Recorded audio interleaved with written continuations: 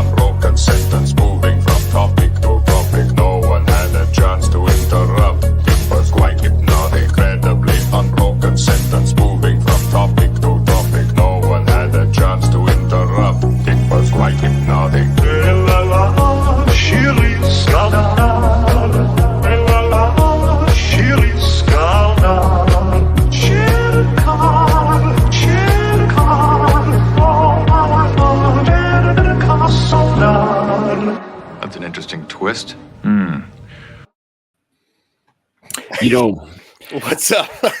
I used to, I used to watch Flashcast quite a bit, and he would play this at the beginning of every one of his streams. And yeah, I know the bastard started doing it again. Yeah, I would get annoyed at it, and I would skip through it and all that stuff. But the more I listened to it, like I'm just sitting back here while it's playing, just kind of jamming out, and now I'm learning the words and singing along and shit. And it's just, it's a good time.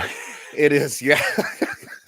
I used to irritate the hell out of me too. Okay, so everybody, welcome to what we might call, I don't know, eventually Star Trek Sunday, and we're reviewing Picard season 3, episode number 5. Yeah. Before we get too much into Star Trek, I would just like to get something out of my system. So I was watching Wookie Be Bad a little bit ago. He's got Mags and Joker Voice and Tyler on right now. Oh, really? They're talking about the new Spider-Verse movie. I haven't specifically seen they're going deep on the whole Miles Morales thing. Mm-hmm. And I got to get this out of my system. So Peter Parker is Spider-Man. Miles Morales is Miles Morales. Gwen Stacy is dead. Full stop. Mm-hmm. True. That's it. Okay, now it's out. I'm good. Yes, welcome everybody. I am Ryan of Legion Games, and this is Samiel the Infamous from his channel, Samiel the Infamous. I used to use this. So Sydney Watson does this thing where she says, "I'm Sydney Watson from the creatively named YouTube channel, Sydney Watson." I used to steal her joke because it was funny, but honestly, it's her joke, so I stopped doing that. You mean you stopped stealing her shtick, unlike Yeah. Shadow and Cat? I always gave her credit though, too. So I know. They're stealing yours and JB's shtick. Horny Alf is not here. It is his anniversary, so we wish him and the missus a very happy 18 years together. We will be more. yes, Happy anniversary, guys. we will be having another individual joining us here soon. Adam, he has to finish up his own stream, and he will be jumping in. But the reason we are here is Star Trek Picard. And this was an interesting one, I will say the least. And I'm probably going to have quite a few questions because this one. Yep, fire away, dude.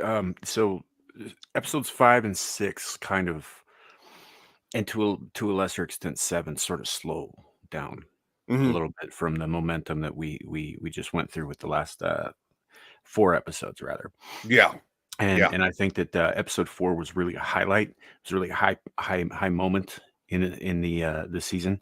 And it's not to say that these following episodes are terrible. They're not. They're just sort of like a lull before the eventual crescendo of the season.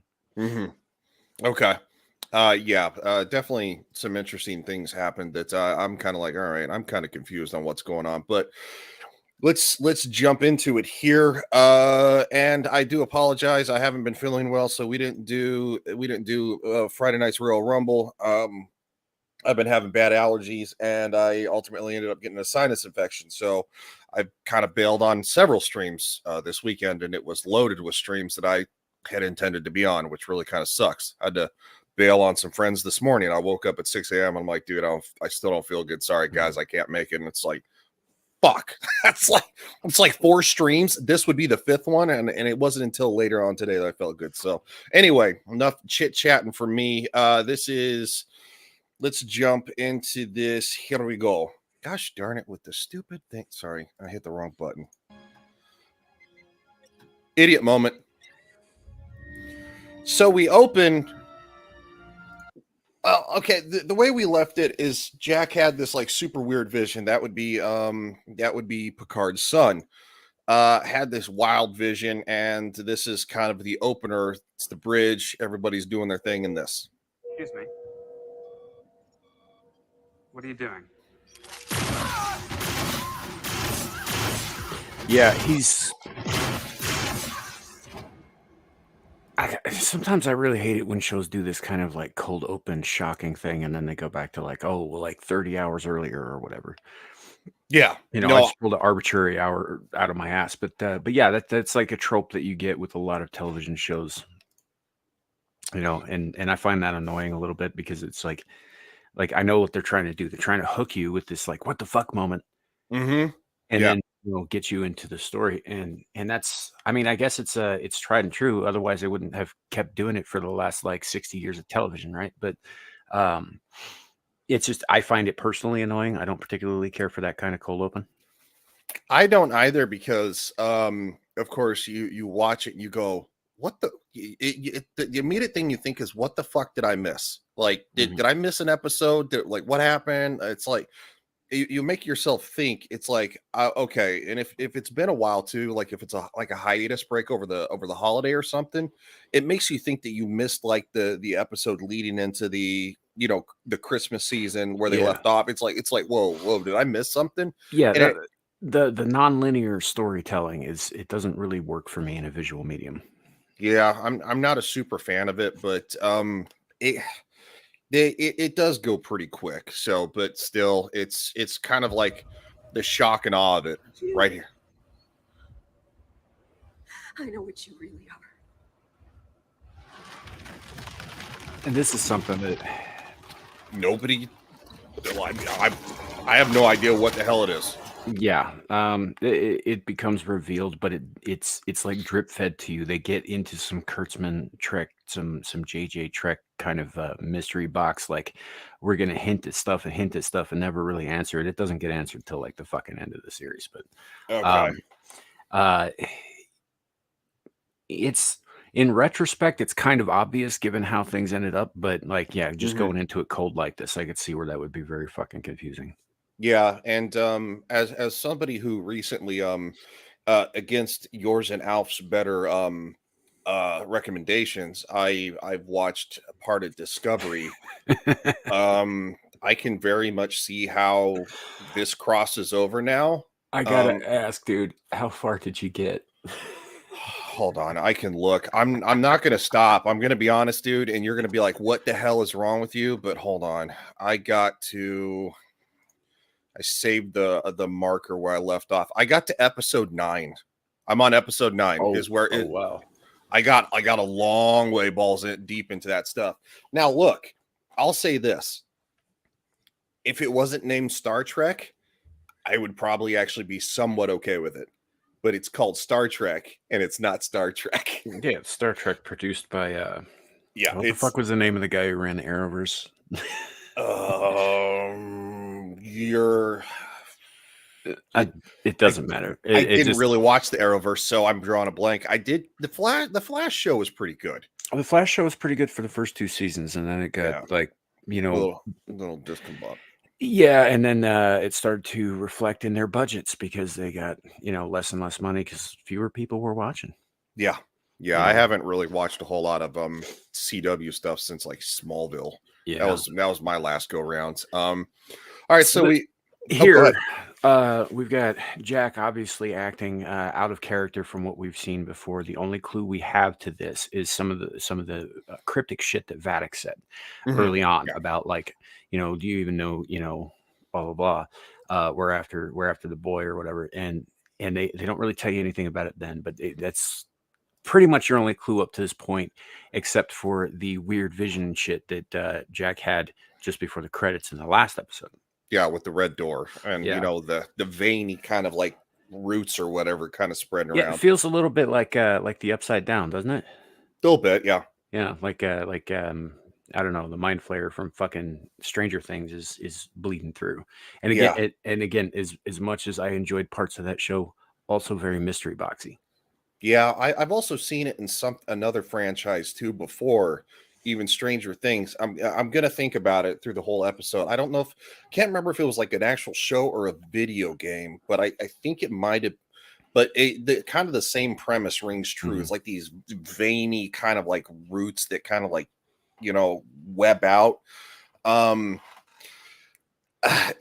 Look, I mean, media borrows from media. I mean, we've been laughing this whole entire time about how the Shrike makes the Reaper sound. And it looks a lot like the scimitar from Nemesis. And so media begets media. I guess for me, the Red Vines, obviously they call to mind, especially more recent seasons of Stranger Things and that sort of thing. But also, and now that you've been through a little bit of Discovery, you probably understand this a little bit better. It reminds me a little bit of that mycelial network bullshit. Yeah. Which I'll be honest, first time I watched that, first time I came across that concept, I did a deep dive into fungal spores and subspace and, you know, them all being connected and aware and all that stuff. I mean, because there's a whole science based around that's in real life, and it is fucking wild. But it's one of the reasons I won't eat fucking mushrooms. They scare the hell out of me. But what's up there, Squatch? Hey, buddy, show me the meat.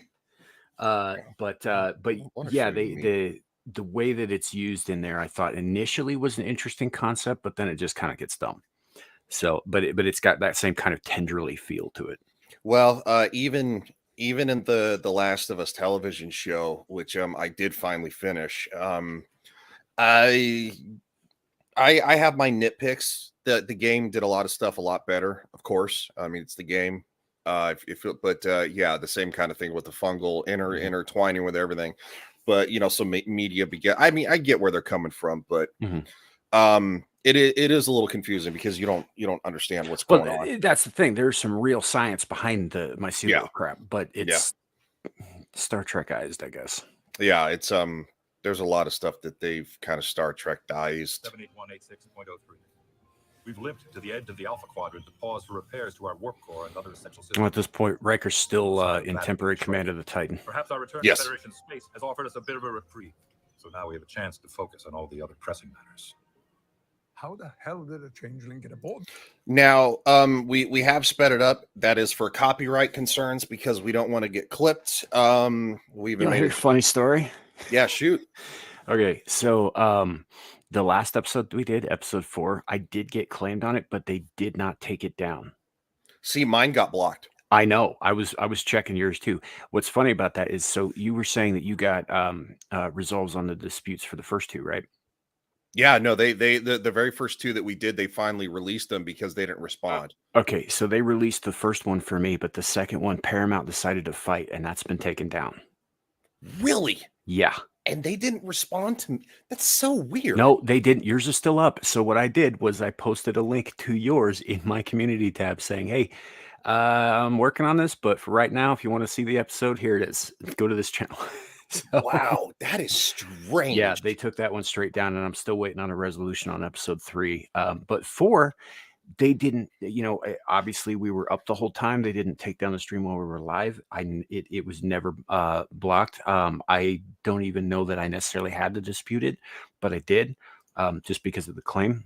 Mm-hmm. But and obviously it'll be a while before I hear back on that. But I probably could have left 4 alone and it would stay up. I don't, Yeah. I think they're playing silly buggers with me because I'm kind of new to this sort of thing. I think it's also technically hit or miss too, if you want my honest opinion, because when we did Game of Thrones on Wednesday night, which we're doing Game of Thrones this Wednesday night also, so I'll remind everybody at the end of the stream, no Game of Thrones tomorrow night. We had to move it to Wednesday. But anyway, yeah, the Game of Thrones it got claimed, but it didn't get blocked. It only said partially blocked, and it was like in some country or something. And I was like, okay, I was like, whatever. I think it's Russia, but like it's super weird. They're doing weird shit. If you want my honest opinion. Yeah, well, if you're out there in Russia and you're watching on my channel and it's not blocked, Nostrovia. Yeah. Well, hello, Adam of the Resistance. Well, the Renaissance nerd. What's up, buddy? Howdy. Hey, guys. Ryan, Samiel, welcome. Thank you for having me. I'm happy to be here. Pleasure to Star Trek. Yeah. I'll meet you guys. Yeah, meeting for the first time. Hi, how's it going? I think I was on one other stream with you a long time ago. Really? Yeah. It's been I'm not showing my face. Usually on Sundays I don't because I'm lazy. But anyway, I just came off the other stream, so I'm all prettied up, ready for action. That's fair enough. I'm not pretty at all. I don't even think I've showered today. Nobody wants to see my face. I got tentacles coming out of it. So, we are in the very beginning of the episode 5, and we just found out that there are changelings on. Well, I guess everybody's found out there's changelings on board the Titan. So that's where we're kind of picking up. So I'll kind of play the clip and then I'll move it to the background to where we just hear the audio so we don't get copyright claimed. I flirt with the line because I say fuck them. Yeah. Okay. Yeah. See, when I did my reviews of this stuff, I just had nice, clean 15-second clips, so they never got to me. Yeah. And if at any point you want to say something, just say pause talking and we'll pause it or whatever. Yeah. And problem. we discuss it as we go along. So no problem. As I recall, changelings can mimic most species on sight alone, but certainly not their internal physiology. Every crew member passes through an internal imaging chamber before reporting. It's standard protocol since the Dominion War. Verifies that they're not a shapeshifter. This is, of course, a reference to the aftermath of the Dominion War in Deep Space Nine. Yeah, absolutely. I'm not going to put it on 1.25. I don't take it off. I remember when I was watching this, because I was asking these questions, where are we at this point that have they advanced their ability to track changelings? And I thought that they were doing a really good job here of setting it up that, okay, we reach a point where maybe the original ability to catch a changeling, to take the blood test, that it's now inefficient. Because this is before we get the big reveal of the mutation to these changelings. So I was my question when I was reviewing this was thinking, okay, where are we now in this? What has happened that these changelings, that the blood doesn't work? So it was a really good for me moment of making me think, which is something I hadn't had to do for a while watching crap. So I appreciated it. So this is Alf brought up a good point last week, where the Federation goes through these periods of peace and they don't really focus too much on offensive or defensive technological development. they focus more on like exploration and scientific sort of thing like that. So like when the Borg show up at Wolf 359 in the Best of Both Worlds, for example, most of the ships that show up to defend Earth are out of date or in disrepair, because or they were science ships that were just happened to be nearby. Not particularly battle worthy, but after that, then they started pouring more resources into developing a more defensible fleet. They did the same thing after the Dominion War. So I would guess that these upgrades to the transporter technology that filter out this sort of thing probably happened shortly after the Dominion War during Deep Space Nine, which would have been 30 some odd years ago. They probably haven't updated that since because they haven't had a lot of contact with the founders outside of Ambassador Odo since, he went back to the Great Link at the end of Deep Space Nine. And they haven't really been a threat since then. So it wasn't something that they were necessarily thinking about, I think, as an organization. Yeah, that was my other thing during this period of time where, clearly we're past certain points. We're at episode 5 already, thinking if the changelings are such a threat at this point, what this splinter group? But back then, we didn't understand these splinter groups were POWs back then at this point. But I was questioning what happened. How did Odo maybe fail? How did Odo maybe fail in his reasoning with the Great Link? Because we thought that worked. What we knew from the Dominion War that there were different factions within the Great Link too. They did not all agree with each other, and so I was kind of thinking that possibly, when we got to this point, I don't want to spoil too much for people who are watching, and also Ryan is watching each episode as we go along. But I was kind of thinking that perhaps there was like a splinter faction that left the Great Link. That's what I was thinking too at the time. Yeah, and then of course the question of their evolution. How did this evolution happen? Because I think it was the previous episode where Vadic cuts her hand off and creates the communication. Yeah, that was weird. When that happened, my response was, "Whoa, okay, since when can a changeling create this?" And then I was positing theories. Okay, is there some sort of is that bowl some sort of subspace device that's making a connection? What's going on here? Well, she does go to that bowl first, so I assume there is some sort of technological component to that as well as her organic component. But my first thought when I saw that, aside from the shock of like, oh my God, she's talking to her hand, was who exactly do the founders answer to? That was the question. We were talking about that. Who was the big bad who the hand became? Back then I thought, okay, it's just some higher up changeling.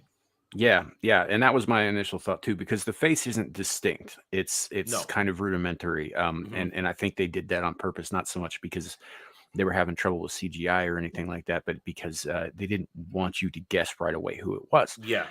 Which is cool, because I'm sitting here thinking, so these guys are the ones who conquered an entire quadrant of the galaxy, right? They genetically engineered 2 different species to, 1, speak for them, and 2, keep everybody else under their jackboot, right?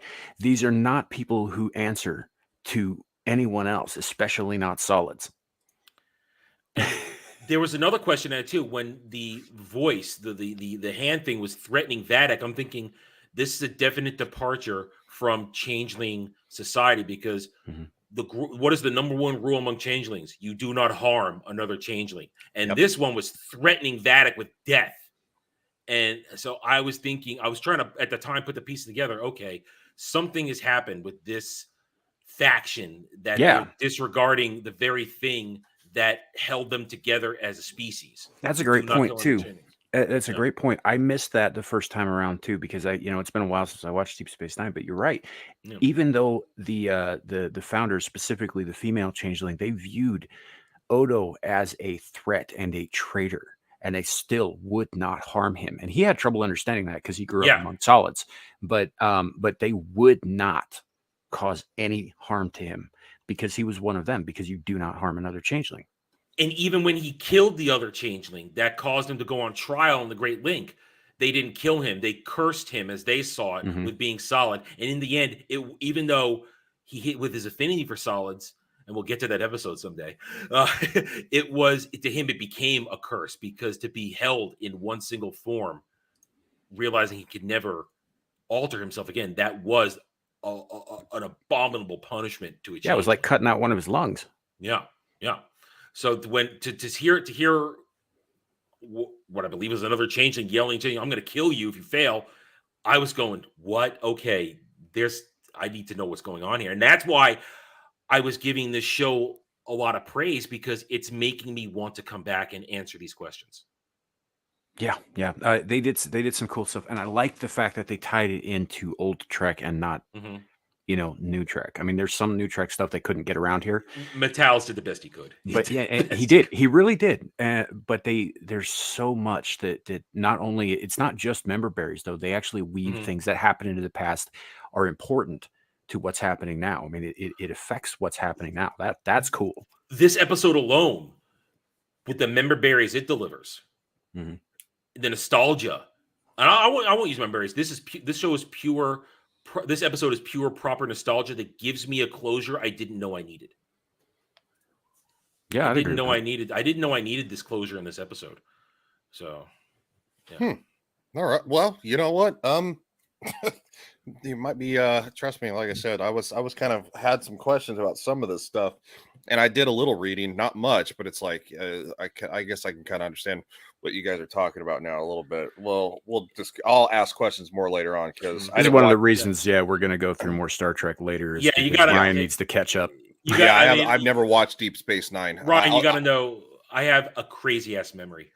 Okay, yeah, no, much shit. I grew up watching Next Generation, but I never watched Deep Space Nine. I was kind of grew out of that phase, started watching WWF and stuff like that. So I watched everything. And actually DS9 took 2 seasons to grow on me. It wasn't until season 3 that I was really then into it. And season 1 and 2 are a little rough to get through, but you do. Squatch has got to bounce. See you, buddy. Appreciate you stopping by for a brief time. Have a good night, man. We'll talk to you soon. But I'm afraid they'll be interested in something else as well. They're going to want answers from us about our part in commandeering the ship and endangering her crew. Time to go home and face the music. Captain Shaw, I believe I have something to return to you. Computer, return all command codes to Captain Liam Shaw. Voice authorization, Riker 38 Alpha Echo. Transfer complete. I relieve you, sir. I stand relieved. So I love this part. So do I. Sorted. I should tell you that I have already contacted Starfleet, and they're on their way. Commander, would you like to face said music, stated or uninstated? Stated. I reinstate you. Oh, and I love him because of the harrowing ordeal that we all survived. I stand by what I've been saying. Todd Stashwick deserves all the fucking praise for his performance in this show. I love Stashwick. I loved him in 12 Monkeys. I've loved him in other things I've seen over the years. And that's why I think his experience with Matalis on 12 Monkeys is why he was such a good fit in this, and how he gave such a good performance, because Terry Matalis knew exactly what he wanted out of Todd Stashwick. He knew exactly. That's why Stashwick is a very talented and experienced character actor as well. Yeah, and he's fantastic. By the way, I was going to tell you, Ryan, I figured out where I remember seeing the woman who plays Raffi from. Oh, okay. What is it? She was in the second season of now I just forgot it. She plays a district attorney in the second season of Daredevil. Really? She also was on Law and Order SVU for the first 2 seasons as well. Okay, I know. Yeah, I know that she looks like super familiar. I still don't really care for her character. Oh, Raffi's trash. I'm just pointing out, like, I do remember seeing her before. Maybe she's a not the fair actress. enough, pretty decent actress, but the character sucks. Yeah, that's not her fault. No. Most of the time, if a character sucks, I'd be like, hey, that's not on the actress. Until you start getting into Little Mermaid territory, where if they open their mouth, then I give them shit. If they yep. run their mouth, when they run their mouth, then I'm going to weigh in on them. Until then, whatever. But I will tell Halle Bailey to shut up. I will tell the chick who played Reva to shut up. I'll tell Morford Clark to shut up. Yep. I 1,000% second that. If as long as they don't open their trap, it's all it's all the creator's fault and on the studio and stuff. But yes, no, I love the part later on. We're gonna get there in the elevator, like, or how about the time when you guys did? It's like I went back and rewatched that because I was like, that was beautiful. I loved it. Well, he's at this point, like, he's really happy to be alive. He's even happier that his ship and his crew are still alive, right? But he hasn't forgotten how they got into the mess in the first place, and he is experiencing a little bit of Schadenfreude at what's coming up for the fellows who commandeered his ship. Yeah. So I mean, but it's just funny the way he does it. The three of you can get your bullshit story straight. And again, with the swearing, it's not necessary, but in that instance, I will With forgive him, it it because it was works. hilarious. Yeah, it works. Everybody, the original cast, it doesn't work, but with him, it works. Yeah, I would agree with that. The original cast, it just seems so crass and unnecessary. It's just, I don't know. They're better than that. They're better than that. It feels like it stops the flow of the show because you just kind of go. Okay. When he uses, I've noticed that when his lines, very few of the swears that Shaw uses are written in a way that doesn't make sense to the character and to the line. Whereas some of the others, especially like Raffi, for example, it seems to be thrown in, or with Picard when he was telling that story about him and Jack Crusher last episode, and he said 11 fucking grueling hours. Like, that fucking was unnecessary. It did not need to be there. It was out of character. It was out of place. It was just in there to tell people this is an adult, mature show. Whereas, especially from an 80-year-old man. Like, right. Really? I mean, it was funny in Logan, but it doesn't belong in Star Trek. Well, that's also, that's a different character, different universe, different genre completely. This is now Admiral Jean-Luc Picard. Yeah. Class, dude. You're class. Don't behave like that. Yeah. Like, it's kind of world breaking for me, and but some characters it's okay with, but no, when it comes to Admiral Picard, like, absolutely not. But well, can you imagine if any one of these guys was on a diplomatic mission as in an ambassadorial capacity and they used language like that? Yeah. I mean, well, look, it's extraordinarily unprofessional. The best way to look at it is Starfleet is it's basically paramilitary. I was in the military. A lot of military people swear like it's going out of style, but there's a time and place, and you definitely don't do it in a command position, especially among higher ranking. It does. You're gonna be like, have a fucking great day, sir. It's gonna be like, wait, what? The officer's gonna look at you like you've lost your fucking mind. And I used for as the emphasis because that's what they do. It's like, oh, a fucking long day, and it's like, what are you at the bar? Anyway, sorry, that's my gripe. I'll bear the brunt of it. I should be responsible for everything. That's fair. Starfleet is on its way, and I will handle the situation as best I can. We put you in such a difficult position. I'm so sorry. I wish. Most important is that you are safe. You have a chance to return to your lives, and I hope to be a part of them. Jean-Luc, I don't think this is over yet. Not by a long shot. Somehow, a changeling bypassed the ship's internal security system. I want to know how. I would like permission to examine the changeling's body. Or why. Yeah, I would more. I think that's the bigger question. Yeah. I mean, how is a great question, but the thing is that how has already happened, which means the how has probably obviously happened more than once.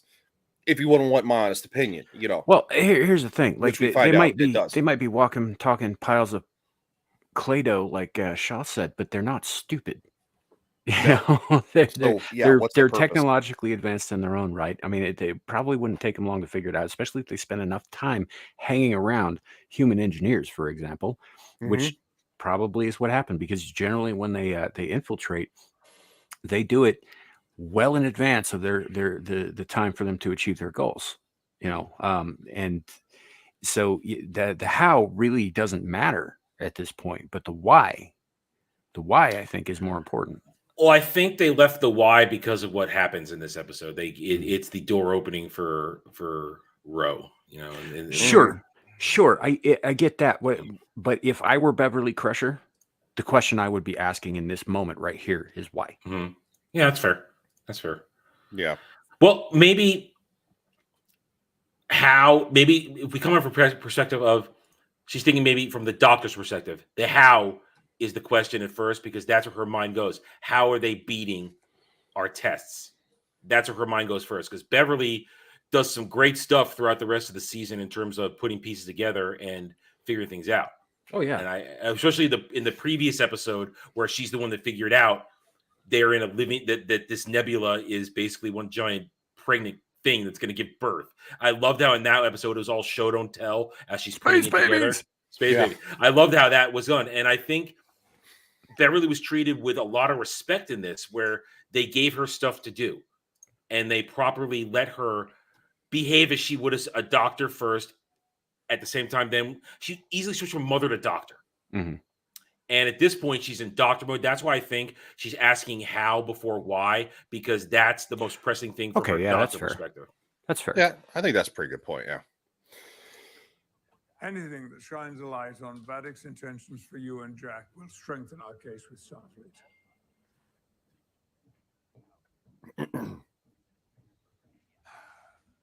So, shall I find a comfortable pair of restraints? Starfleet's an organization built on the ideals of reason, and I can be persuasive when I need to be. That I believe. It would have been nice if they had remembered that in the first season. Yeah, you're dealing with a different crew of shitheads. That's all. Didn't happen. Yeah. No, just the Starfleet being an organization built on the ideals of reason. There was nothing reasonable about the way Starfleet operated in the first two seasons. Nothing. Well, when you have clowns running stuff, I mean, the sheer fucking hubris. I get that one. Which is worse, the first two seasons of Picard or Discovery? Oh, Discovery. I haven't. I've watched other people watch them, so from my overall perspective, I think I agree. Discovery has to be, just because they took it into the future and they ruin everything. That's third season. First two seasons, they're right. They're in the past. They're pre-Archer. Well, wait, hold on. So, they're post-Archer, but they're pre-Kirk. So in the third season, they go forward. Something like 80,000 years. Something crazy. And from my understanding, what all the dilithium in the galaxy is gone because a retard had a temper tantrum. Minor spoiler alert for people who are planning on watching this travesty, but there's a reason that you've never heard of the USS Discovery or Spock's fucking sister, and that reason is that everybody involved with that shit, after they decided to leap a ridiculous amount of years into the future, just promised not to say anything. Pinky swear. That's it. That's it. I had so many questions because I'm watching. Spock, who's dyslexic and autistic, by the way. Yeah. No, the fact that his sister. Okay, never mind. I just with a boy's name. Yeah. Honestly, Michael. I think that. Yeah, Burnham? I think that role was written for a man initially, and I think studio got involved and said, "Oh, we got to change it to a woman." That's what I think happened there. Then call her Michelle. I read, because I wanted to look it up. I read that apparently the writer in previous shows had a history of naming traditionally female characters with male names. Oh well, that's just dumb. It is dumb. So that's why her name is Michael Burnham instead of like Michelle, because I guess he thinks he's clever. I don't know. Fucking retarded. That's what I read, because apparently this is not the first time this writer has done that, and it's like I guess maybe the other ones weren't as glaring, but like maybe naming a girl Bo or something. It could be a guy, maybe it could be a girl, or it's like something. But I don't know. Yeah. So I guess to answer your initial question, Ryan. So I haven't watched Discovery past season 2. And I'm not going to. I'm done. Well, I didn't watch. They jumped to the future 80,000 years. I didn't watch more than clips of Picard season 2. I did see season 1. I did see the first 2 seasons of Discovery. So by that measure, I would say that Discovery's worse because at least Picard had member berries to offset the monumental stupidity of it. Whereas Discovery was the Rings of Power of Star Trek. Oh, it's They interesting. had the rights to certain names and organizations and designs, but everything else was just made up by people who were very, very bad at being inventive. Oh, the Klingons are terrible. The Klingorks. The Klingorks. With literally, two my penises. With 2 penises. Apparently. Literally, my question in the chat was like, when did the Klingons become ancient Egyptians? What in the fuck is all that? Like, they look like their society was built on ancient Egypt.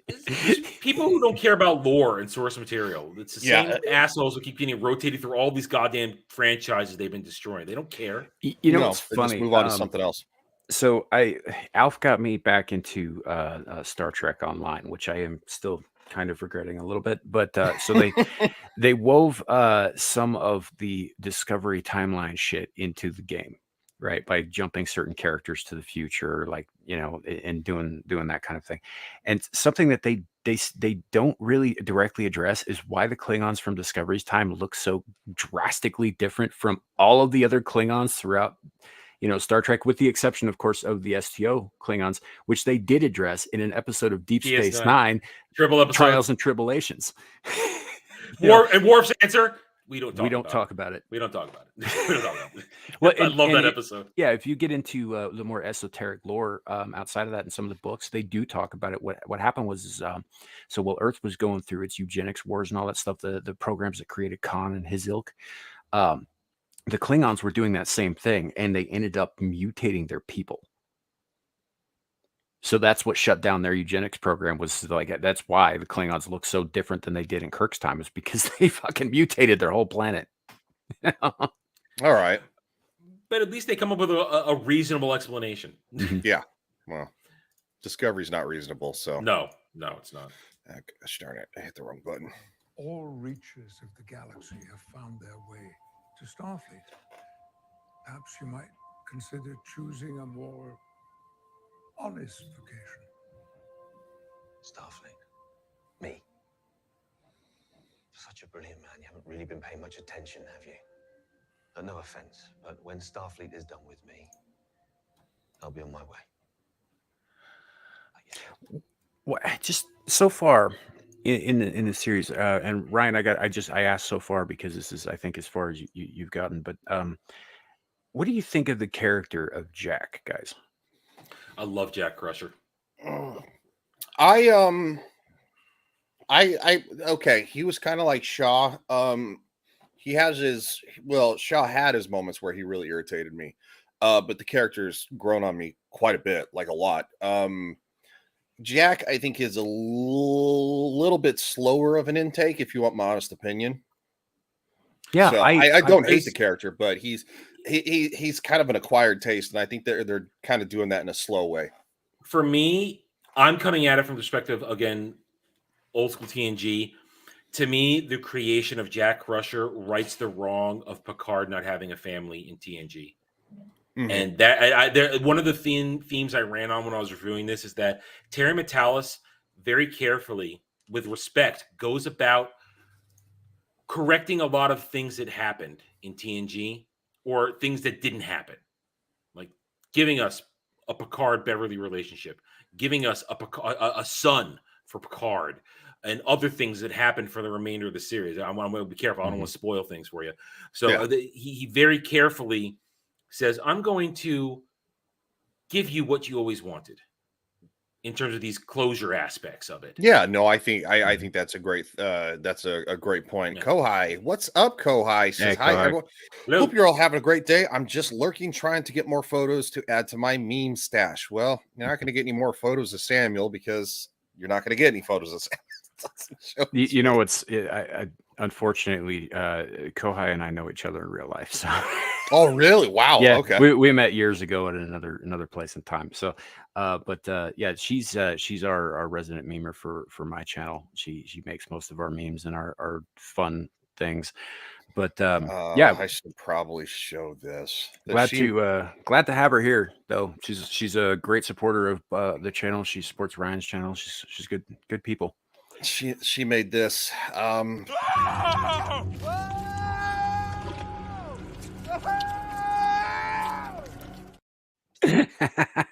Gross ass clip. It's all I'm playing.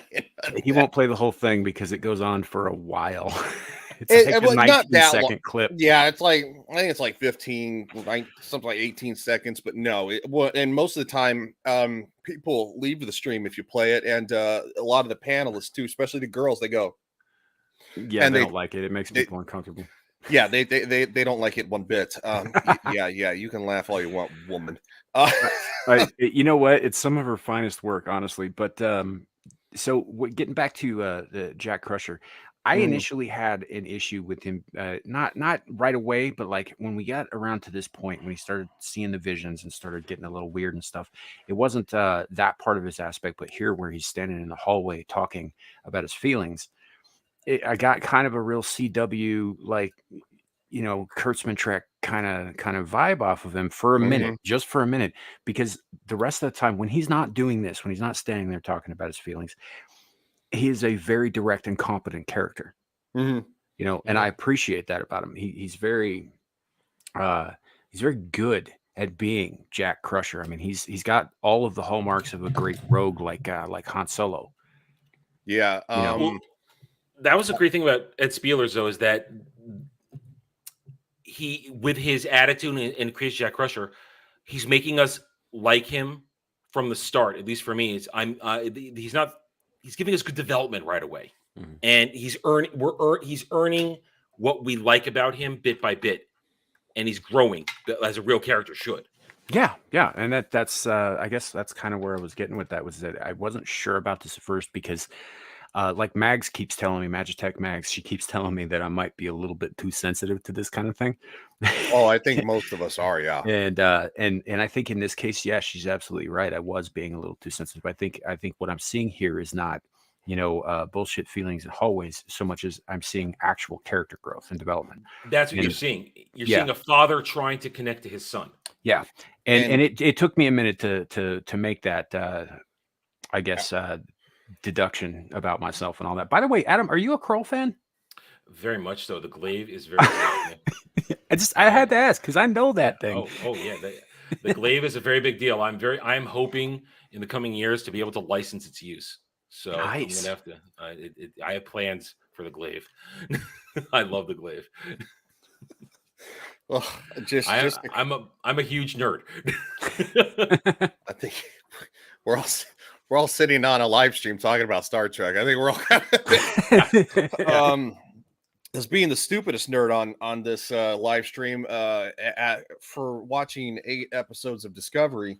I can understand why you guys are real sensitive because they sure talk about their feelings a whole lot on that show. And yes, I mean, how are the hallways of that ship not flooded with tears? Space Jesus. Like, why are people not drowning in it? she cries like almost every episode. I literally in the first episode there's tears and I'm like, okay, like yeah, I think there's like maybe 1 out of 8 there were no tears, but it was close. Like where she got a little like weepy and misty, but it wasn't like full on. Yeah, but and honestly, when I first started watching Discovery, I actually liked the character of Tilly. I did. The wide-eyed, fresh recruit who's excited about being out in the unknown. She reminded me of that young ensign who was following Geordi around, Sonia something or other, from The Next Generation, who spilled coffee all over Picard. Yeah, no, I know who you're talking about. No, you're right. And I being still in the first season, yeah, I do like her character because she. I like the fact that she was an optimist in an otherwise bleak and pointless show. Yeah. But that doesn't that she changes. So.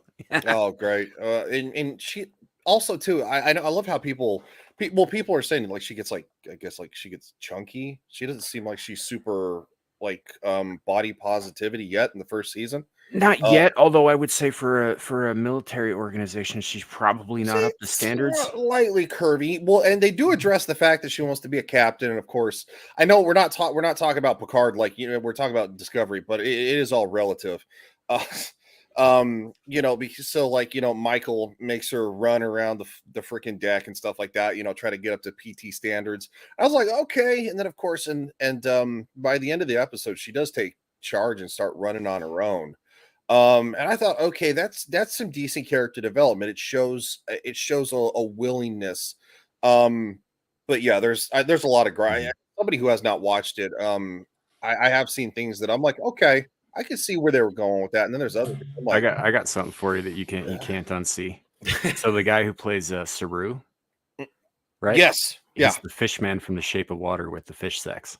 I know. I looked that up because I was like, he's also in Hellboy. He plays Ape. He's Shaper. in everything. Yeah. He's one of he's a fantastic monster character actor. It's a shame that he got saddled on Discovery. But now every time you watch Discovery and you see his face, you're gonna think fish sex.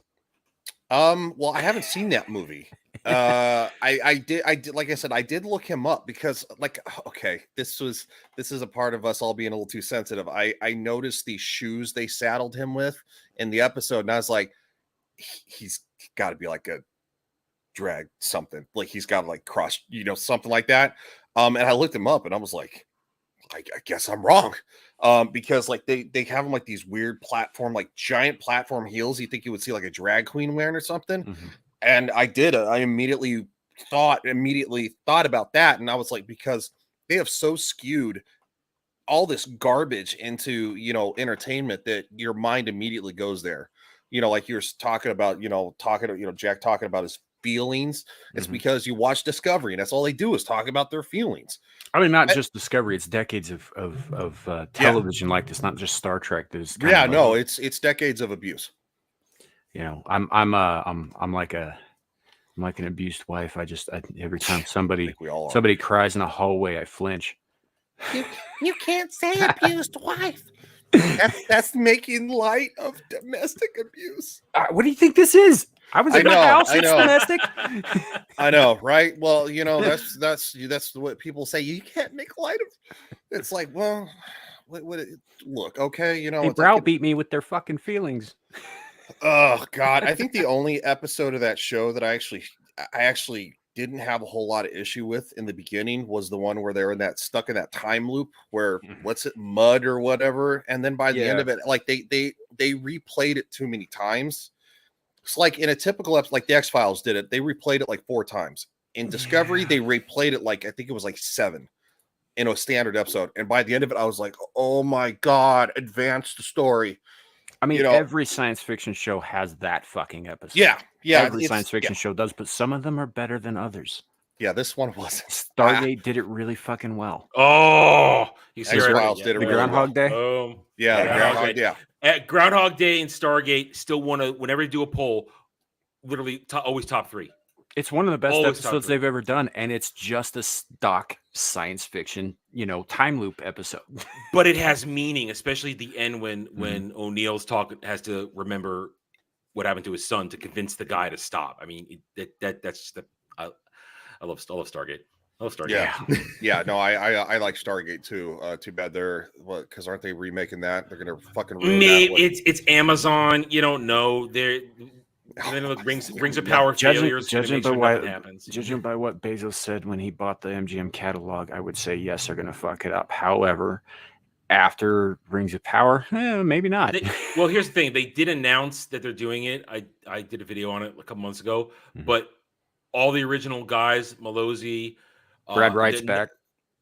A lot of them aren't involved, though. A lot of them are not involved. So it's not the original crew, the people that made it good. And if you don't, I think Brad Wright is, and I think he's got tapping on tap.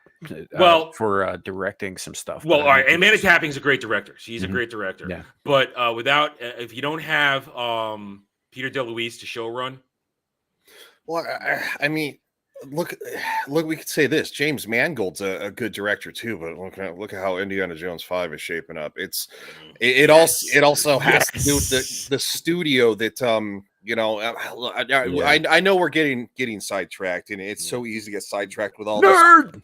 Yeah, okay, so here's everybody's favorite person that, quite frankly, oh my God, who the hell cares? This scene is just. I'm glad he kicks her ass. I'm just. I am too. Yeah, they have Worf in here to make her scenes tolerable because people want to see Worf. Yeah. I mean, I'm not going to completely play the whole entire thing because they're just fighting. There's not a whole lot of dialogue, but there you go. Here we go. Impulsiveness, stubbornness. It's talking it out like she's so unlikable. I think this line that he says here, though, impulsiveness, stubbornness, and short-sightedness is your weakness, right? I think he's not just talking about Raffi there. He's talking about previous, Kurtzman Trek. And I think it's not. It's even a callback to himself. Mm-hmm. Oh yeah, absolutely. Old school Worf was all of those things. Oh yeah, he absolutely was. Got into an argument with somebody on Twitter the other day about Worf. They were just like, they were upset because when he first appears in season 3 here, he shows up like a ninja and kills a bunch of people and beheads an love it. Ferengi. Right? It's awesome. I loved it. And somebody took that scene and they spliced it on YouTube with a bunch of clips from like older Trek where they talk about how a Klingon who strikes from the shadows and doesn't show his face when he kills. I had that same that debate. I had that same debate with somebody, I think. And I'm like, Worf like executes like 60 fucking people through the course of his career, right? In cold blood. and this is saving somebody. Once he does it in front of fucking Picard. Yeah, I'm sorry. Worf knows how to get shit done. He's gonna get shit done. I agree. I like the fact that he kicked her ass. I really like what happened later on too, which we'll get to. Short-sightedness is yours.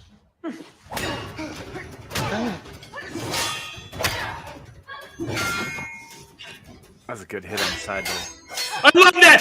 I love I know.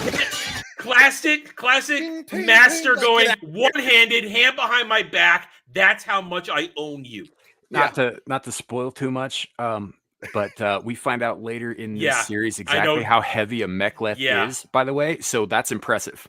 I was being very careful. I didn't want to spoil that yet either. That just shows you by the end of episode 10, you fully appreciate how badass even elder statesman Worf is. It's incredible. I appreciate it. But I don't think that Klingons get weaker with age either, though, like humans do. No, I don't. I don't think so. Because they've got all those redundant organs. Mm-hmm. And I just love Michael Dorn because he's the only original member of the TNG cast I can tolerate because he just keeps his mouth shut. He just wants to be Worf. Because he's not insane. I know. He just wants to be Worf. No. And I love him for it. He wants to be Worf. He's good to his fans, Yep. Exactly. I don't think maybe he wasn't in Hollywood long enough to get screwed up like some of the other ones. Well, no, he's had a number of jobs, acting jobs since the Next Generation. I've seen him in a bunch of different things. Hell, he was Kate's therapist on Castle for like 4 seasons. I didn't watch Castle. I didn't watch Castle. I watched a little bit in syndication, but I didn't really get into it. It was a bit of an acquired taste, but I did. That had Nathan Fillion in it, didn't it? Yeah. I looked at watching that because I'm a huge fan of Nathan Fillion. Yeah, Michael Dorn played President of the United States, I think, in the 2nd or 3rd season of Heroes. I don't watch Heroes. It didn't intrigue me. I know the world was captivated, but I was just like, yeah. First season's awesome. After that, it kind of really well. The last writer's strike ruined it. So Mm-hmm. and they fell apart on all the stories they set up with it. And my biggest problem with Heroes, quick tangent, is you finally get your superhero fight at the end of it, and they don't even show it. Yeah, that was annoying. They didn't even show it. That was really annoying, especially because they spent the entire time building that shit up. But yeah. Zero payout. That sounds about right. I think it was a budget thing, honestly, but it was still stupid. Oh, I guarantee it was. Communications alert. Incoming encrypted message from Starfleet intelligence. Your handler? Yes. Finally. been almost 24 hours since you contacted them. Patience, Rafaela. Patience, my ass. If that attack on Starfleet recruiting was just a distraction, Stop that being means a as we Karen. speak, there's a bunch of God, terrorist she goofers out sucks. there She planning the so next sucks. attack. It's precisely why I requested access to Daystrom Station. We need to find out what else the changeling stole from that vault. Denied. What? No. By the way, for those of you watching, they're talking about a different changeling than the one that was found on the Titan. Yeah. There's more than one. They're in different places. It goes back to what, the third episode where they interrogated him. Yeah, because we and took it's the one episode often for it's the one that basically bombed. I guess kind of bombed the recruiting center. Well, with that void weapon that the Shrike has, something similar. Or it has the same technology, but no, I just love the fact that like she acts like she's so important. She's like, no, it's like, what are you talking? It's frustrating. Like who are you? It's. I mean, look, if she's really part of Starfleet intelligence, then she is extraordinarily expendable. Mm-hmm. Well, she just comes off. She reminds me of like, okay, my days of like being military police. You would get like the wives of like these like officers, like a colonel or something like that. Be like, do you know who I am? I'd be like, no, ma'am, I don't. Well, you should. Do you know who my husband is? No, ma'am, I don't. And I have to be honest, quite frankly, it doesn't matter. I'm dealing with you right now in this moment. That's all that matters. You know, it's like you did this. None of that fucking matters except for this. It's just like it just she comes off like that. It drives me nuts. She said why? She's like, why? Ugh. God, she sucks. Sorry. No, you're not wrong. The character is written very poorly and never really got better. We've been denied access to investigate Daystrom. But why deny us and still tell us to pursue? I have to assume the denial came from someone above my handler. They're hiding something. And I think I'm alluding to the fact that his handler is brought in later on and just a little bit, right? Mm-hmm. Yeah, that's what I figured. So which I kind of remember said character, but I got a lot of questions because the relationship between her and Picard, I'm like, I don't remember all this. So yeah, there's some. Yeah, I knew the episodes, but I had them out of order. I had to have my own chat correct me on when it happened because I had the seasons out of order. But I thought she appeared in more episodes than she did, so I was a little bit off myself. Yeah, I think I went and looked the character up. I think she's only in like 6 episodes, so they allude to a lot. So when we get there, I'm gonna have to have you guys like fill in maybe what you know. Episode. It's her final episode that is really where all what happens here is rooted in. I think that was in season 5 or 6 of TNG because it overlaps with some of the shit that's going DS9. on. Because she turned down a role for DS9. And it wasn't. Yeah, that's why they did. Yeah, that's why they went with Nana Visitor as Kira because of that. Yeah, they went with Kira, which I do know the name of that character, but I didn't know anything. But anyway, we'll get there. I'm bringing up stuff in the future. I'm so done with all this pushback. Oh. The key to this entire conspiracy is to be inside Daystrom. I'll break in there myself if I have to. Oh my God. Standing down. No. I mean, she's kind of lucky that he's the Klingon she's talking to. Can you not put holes in my floor? Because other Klingons would have just killed her. I presume to know what I have and have not sacrificed for this. Yeah, I kind of wish he would have thrown the knife at her. Is guarded by a sophisticated AI system. She really doesn't deliver much going forward. I'll say that. Then how did a bunch of morphing lowlifes from District 6 break into it? That is a question only Sneak can answer. I do not cut off his head. To save someone who disobeyed orders. All right, fine. But someone out there knows how the changelings got into Daystrom. So let's ask ourselves. Who else is in Sneed's? I mean, they're goo people. Yeah, Airtight and of course doesn't really apply to them. And we'll get the whole revelation of that anyway. So yeah, well, okay. So what planet are they going back to? Metalis Prime. The Metalis. Yeah, system. that's right. Yeah, that's right. That's right. I mean, if you I'll let got him the do it. opportunity- I forgive him. I forgive him. If you got the opportunity to run Star Trek, would you not work something in there? Yeah. Look, he wrote something that was actually decent. Yeah. And after hearing everybody saying season 1, season 2, Discovery's terrible, like all this crap. It's what Strange New Worlds, like with the whole entire ship staffed by women. So then of course, like in the the original series, like all of a sudden it's not staffed by, there's not all these women in Starfleet. It's like, I mean, hot take. Arguably, the Discovery is staffed entirely by whiny women too. Yeah. Engaged. I know. Well, Stamets yeah, has a yeah, penis yeah, technically, but let's yeah. be honest. Him and Saru are kind of bitches. Yep. No, there's 2 gay guys. Which I mean, I don't care. But they definitely come off. Well, one comes off super bitchy. Like he's PMSing most of the time. What he does? Have you Go heard that figure? They made it argument the that- white guy too. Yeah. Have you He's heard like the that- whitest fucking guy. He's like pale white. He's got fucking like bleach blonde hair. Yeah. I mean, hell, even one of the Klingon bad guys was a fucking albino. But Yep. I saw the albino guy. Yep. I was going somewhere with this. Never mind. I forgot it. It doesn't matter. I was going to make probably a really bad gay joke. Move along. Okay, so I don't know. I fast forwarded because they're just like conversing on the fucking planet. They're In trying this to. damn city, unless you turn him over right now. Yeah, I remember. Yeah, she threatens the whole. She It's threatens the retarded. whole entire city, but it's like what? Like maybe it's like the whole city's like what? 100 square fucking feet. Like seriously, she's yelling. She's literally yelling. An associate of Sneed. Where is he? She's yelling in like 100-foot radius. Yeah, and these people are wandering off like, oh shit, crazy lady's on her soapbox again. Better clear out. Like that's the only thing I didn't like. It like super breaks the immersion. She's yelling in 100-foot radius, and then like everybody scatters like she's something dangerous. Like, okay, whatever. But we're moving on to the next part. I just don't care. So the Intrepid, shows up. The Intrepid. The Intrepid begin shit porn.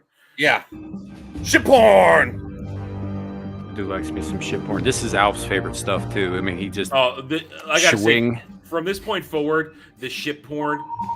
You're gonna have to excuse yourself, Ryan, a couple times. You're gonna have to. Oh no, I don't turn my camera on. Yeah, no, I very. What the hell's my alarm going off?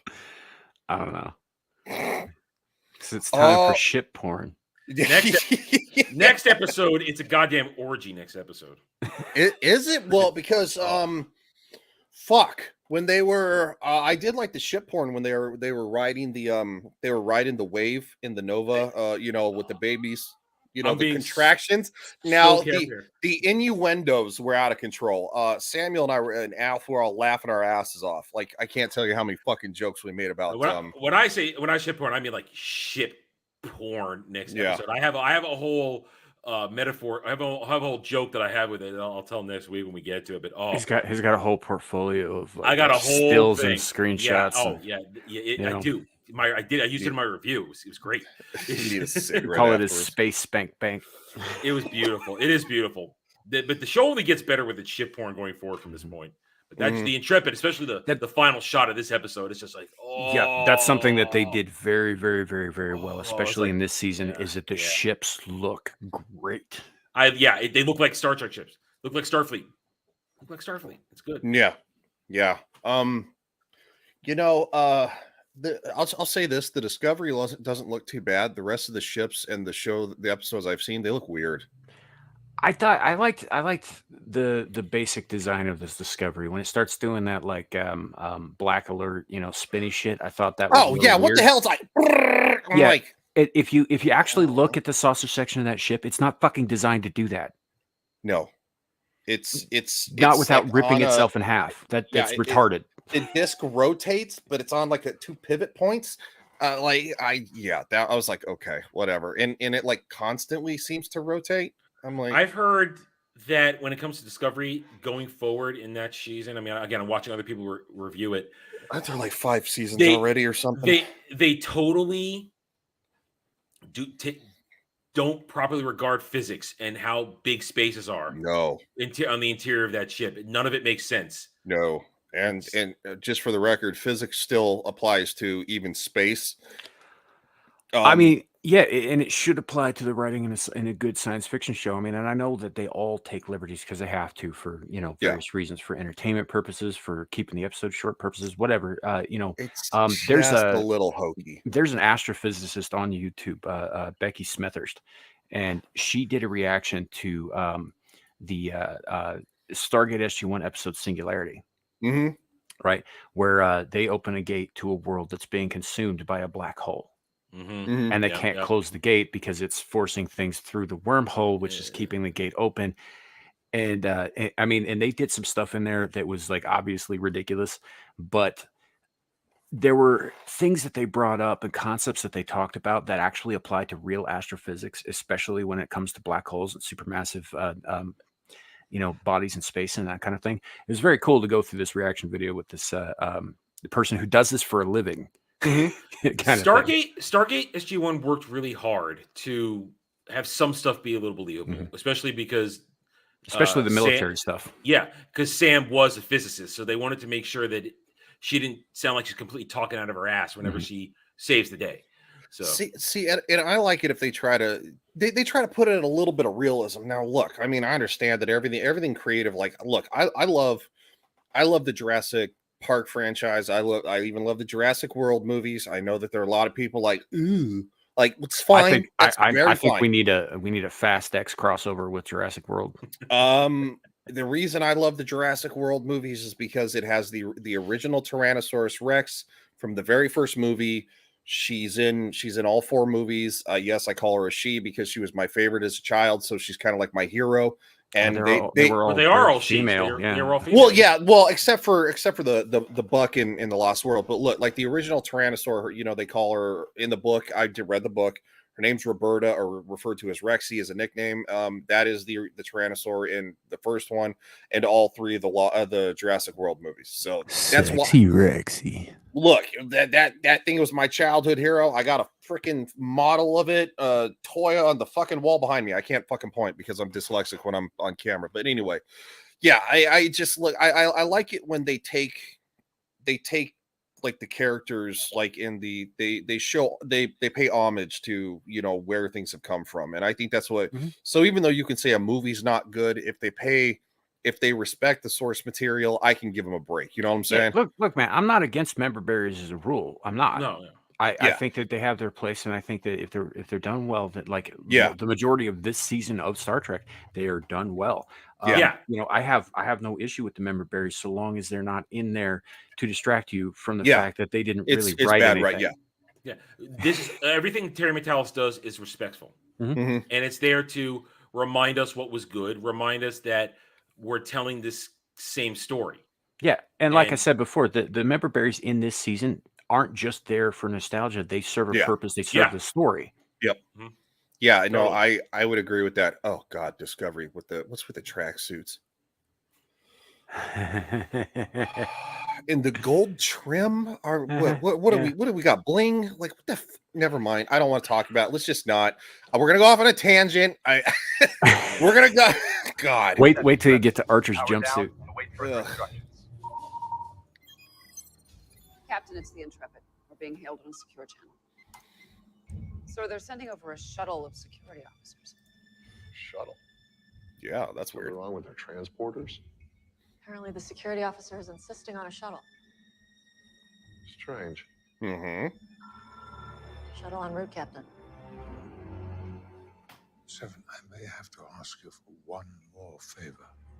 You better do it while you can.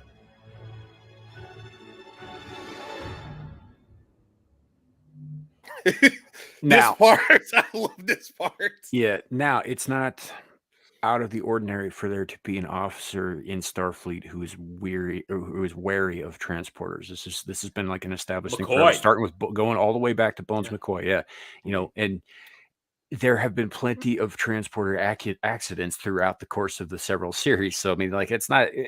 I get it, Yeah, but I it mean, is unusual. it is unusual, but it's not super, out of the norm. I mean, Mhm. but so I get why they're setting it up like the way they do, because it furthers the story. But I love this part right here. Oh yeah, build up beautiful. Oh, I know. I know. It's just it's Oh. Sorry. Just feeling chipper. Not because you're about to have your asses handed to you now. Just chipper. You know, we have saved the galaxy more than a few times. And hopefully they'll remember. Or they might remember that time that someone hot dropped the saucer section of the Enterprise D on a planet. Or that time that someone threw the Prime Directive out the window so they could snog a villager on Baku. Or the time that you boys nearly wiped out all of humanity by creating a time paradox in the Devron system. Basically, when it comes to rescues from danger, you two have a real chicken and egg thing happening. Great line. That was my favorite. Guy's got a real chicken and egg thing happening. That's a high quality joke. That's funny. That's good writing. Like, it takes stuff that we all remember from the past and it makes it funny, and it makes you remember too, because they literally say right here. Those were the days. Yes, they were. Yeah. Now, as we get the reveal here, I knew somebody was coming. I had no idea who it was going to be. I knew it was going to be somebody important from the past. This out of left field, didn't see it coming, and I love it. Yeah, this was one of the ones that you just like. Who would have thought this particular character, especially given how she left off? Mm-hmm. And I see things coming so much all the time in shows. So when something gets by me, I really appreciate it, because it means I'm just enjoying it. Then I'm not even thinking about it. I'm just having fun. And I have to be honest. I kind of recognize this character, but at the same time, though, I don't recognize a whole lot of what happened. So this is where I was like going, okay, as the interactions start going, I'm like, I have a lot of questions, and there's a lot that I've missed, and it's like, so that's where we're gonna, from the past. Roll Laren. And Michelle Forbes still keeping it high and tight, man. God, she's still smoking. Yeah, she's still hot. Captain Shaw, permission to come aboard. Permission. Also, like Stashwick, there, a very accomplished character actress. Oh, yes. Mm-hmm. The only chick who didn't get naked on True Blood. Technically, she did, but it was in silhouette. Yeah, we didn't get the goods. Yeah, I remember that season, like, okay, here it comes, and then that's nothing. right. She was on True Blood, wasn't she? She was the big bad season 2. Yeah, I do remember her. Man, I was bummed out when she didn't get didn't. Yeah. Yeah, I was excited. Literally, I was very excited, and then I was like, "Here we go! Wait, season's over. She never took her top off. God damn it! Yeah, she's a classy actress. Logical Spock, what's up? Was that Riker? I just saw. It was. That was an actual Riker, because he was Riker in this. Yeah, no, he was.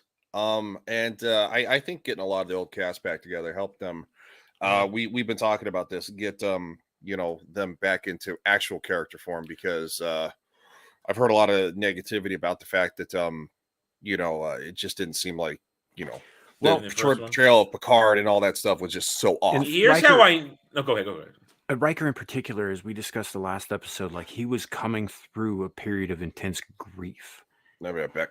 And once he once they made it out of the nebula with the space babies, once they made it out of that, I think it reinvigorated him. It gave him a kind of a new life, as it were, as a character, because from this point on, he's Riker. Yeah, I made the same exact comment that when I reviewed it. It was a great performance of somebody, and I relate this to Star Trek being born, because that episode 4 was a Star Trek episode through and through. Mm-hmm. New life, experience it, dealing with dealing with the issue, but not letting it consume you. It was great. And to the point to what Logical Boss said, is that Riker saw, and to what you said, Samiel, in the very first episode, when Frakes gets on screen, there's one moment where they're moving, and I knew that I was going to get that this was probably going to be really good. He does the Riker swagger in the very first episode. I'm like, damn, that's the Riker swagger. Okay, he's into it now. He remembers how to be Will Riker. So we're here. We're now. You guys address this? Not yet. No. Okay. Yes, Spock. Yeah, it is on Paramount Plus. It is, and other means. Yes, in other means, which is how I pretty much. Oh, yes, yeah. It washed up on shore for me too. Yeah. I like to say that I sail and dive down to deep waters because I refuse to give like Disney and any money or anything like that. It's been a decade for me. It's been a decade of finding things washing up on shore. Yeah. I don't give these asks. But to answer your question, Spock, yes, this show is on Paramount Plus. It's on Paramount Plus. Full stop. And the That's all I'm saying about it. Yeah, the rest of Star Trek. So I mean, you can watch good Star Trek on Paramount Plus if you want to. Because of this series, I'm getting TNG Blu-ray set for Christmas this year. It's something it's going to happen. It's happening. Actually, was down at my local Walmart the other day, and there is a complete set of all 7 seasons of TNG in a box set for high def DVDs. Now I might just pick up because I'm not so much, I haven't upgraded my whole library to Blu-ray. Hell, I still got, I think, 300 VHS tapes that work just fine. So I haven't replaced that whole bottom row is DVDs there. That's all That's all DVDs. Yeah, there. I have a shitload of DVDs that I'm just never going to switch over. It'll take fucking forever. I have VHSs I have never switched over. I try to upgrade, but upgrades are secondary. Like I just upgraded a couple of Bond films. That's because one of them was damaged, so I had to upgrade it. See, that makes sense. I get that. That makes sense. Like if a VHS tape is damaged or a DVD is damaged, it would make sense that if I were going to replace it, I would want to get the more advanced physical technology. But like I've got a copy of Creature from the Black Lagoon that I bought at a supermarket in frickin' Nebraska in 1987 that still works just fine in my forehead VCR. Jesus. Like the day I bought it. I saw a meme on Twitter. I think it was today, and it has that meme where it's like it shows the guy like going and then of course like the one pointing like smiling, and one of them said like what video cassette recorder, and the guy's like and then it's like VCR, and he's like it's my father-in-law's still got a Betamax. Ow. Wow. Ooh, what do you think of Star Trek Strange New Worlds? I haven't watched it. As we were talking about a little bit earlier, I started watching Discovery. It's different. Yeah, Spock, the reason that we're going through the 3rd season of Picard here, we haven't done the 1st and the 2nd ones. We haven't done most of the other new Trek, and we probably aren't going to, is because this was actually good. Yeah. The rest of the stuff that I have seen hasn't been, and that leads me to believe that Strange New Worlds, Lower Decks, all of that stuff is not going to be worth my time, so I'm not going to watch it. Lower Decks, what? Apparently, oh my god, dude goes his fucking butthole. What? No. Just like I said, not worth my time. Just fucking no. Rick and Morty rejects is what that is. Yeah. I want to see space buttholes. Like Pornhub has me covered. Starfleet requested you submit to questioning. I should inform you that anything you say can be used as evidence in case charges are introduced against. I kind of wish they'd made her Bajoran makeup a little bit more pronounced there, because it kind of looks like it's almost not there. Well, the problem is her ridge.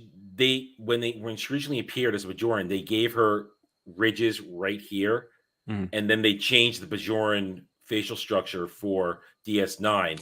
So that's true. I mean, they still had the cross ridges, but then it went further down the nose and were more pronounced. Now she still had those ridges on the bridge of her nose. They just weren't like as pronounced as they were in Deep Space Nine.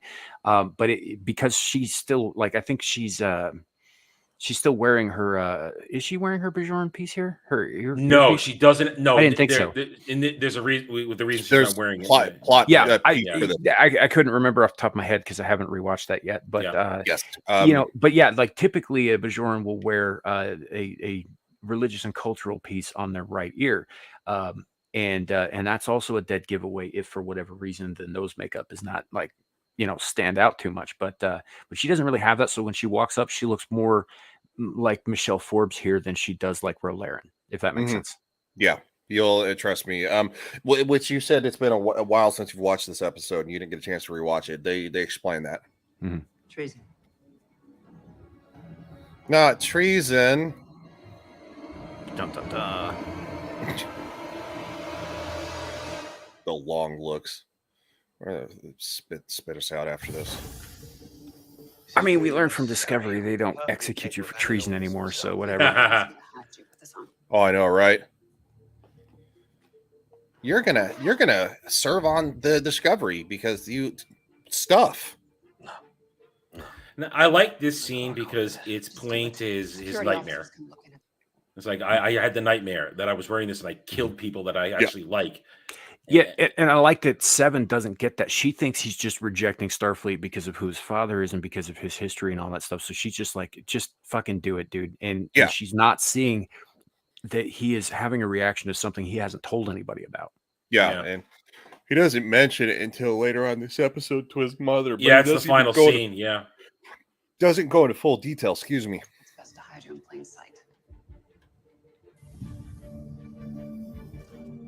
More tense music. Yes. The uniform. This corpse is indeed not you.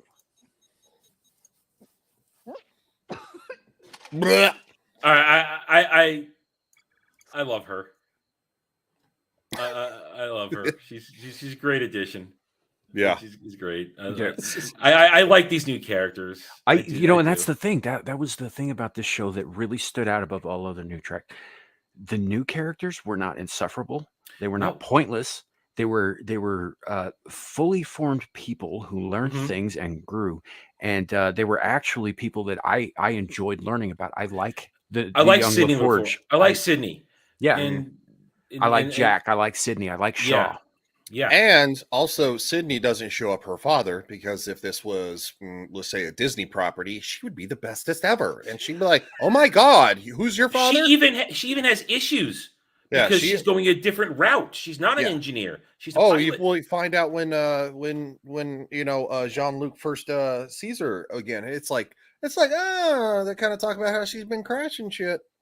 Logical Spock says that you do realize Gene's son Rod is the executive producer for all the new Star Trek shows. It doesn't mean anything, man. Tolkien's grandson is in charge of all of that shit. That guy's a disaster.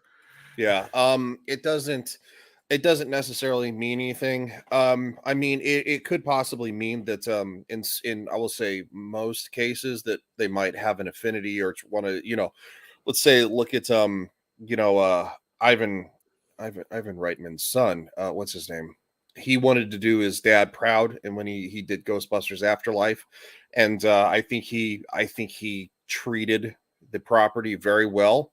It does have its issues, I will admit, but I very much enjoyed Ghostbusters Afterlife, and it was a breath. Yeah, I liked it for what it was. It was a breath of fresh air compared to the majority of these things that they try to do. Sure, So, sometimes that works out, but in this case, I don't think that Gene Roddenberry's son has the franchise's best interest at heart so much as he has his bank account at heart. I would, if I'm being honest.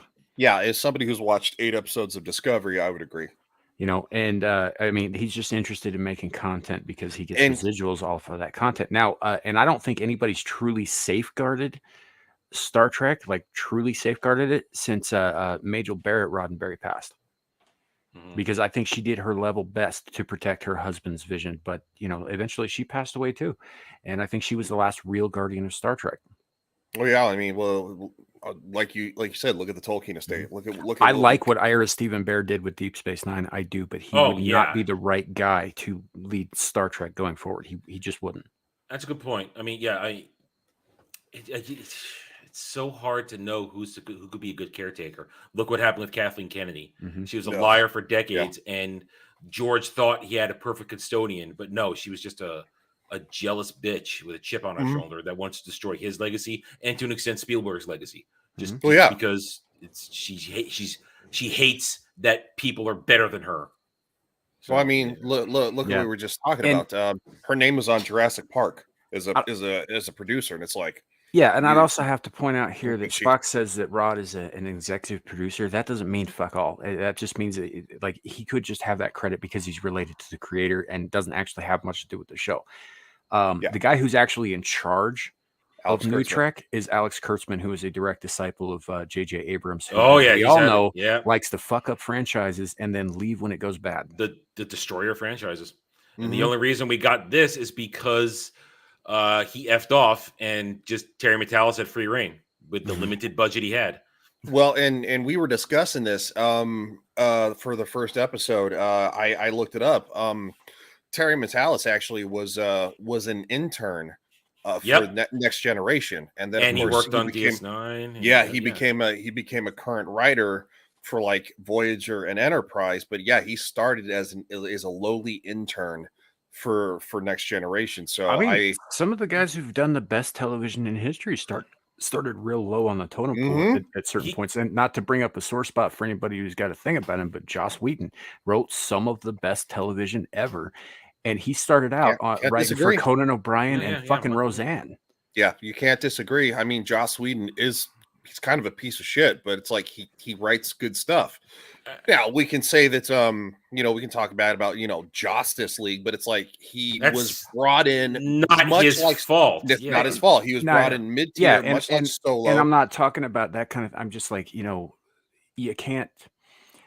If you're just looking at artists and how they progress and where they get started, everybody starts at the bottom at some point. Everybody does. I mean, that'd be like That's how it used saying to that be. all Not of anymore. Picasso's painting sucks because he was a lunatic who cut his fucking ear off. Yeah, we could say Which is that, true, but that doesn't mean that his art sucks. You know what I mean? in modern Hollywood, no.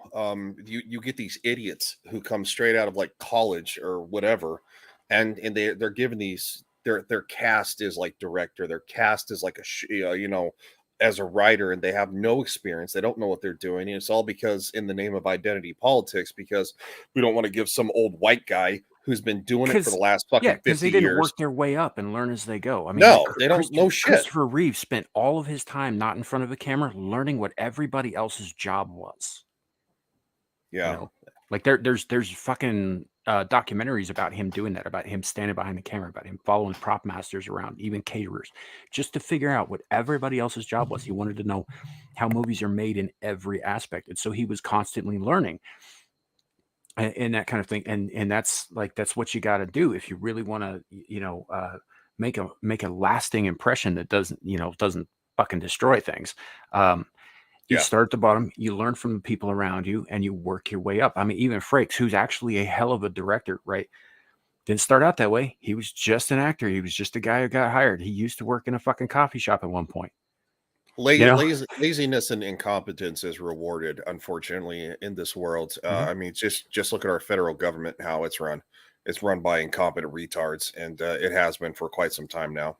And Hollywood is catching up with the with what's going on. So yeah, But somehow this one has retained its last replicated form.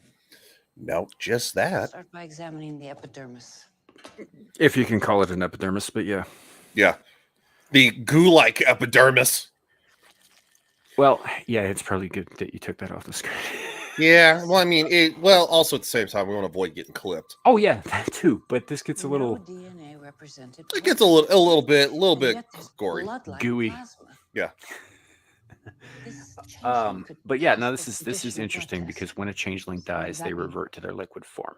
That is canon. That is how it's always been, because it takes all of their willpower to retain a shape.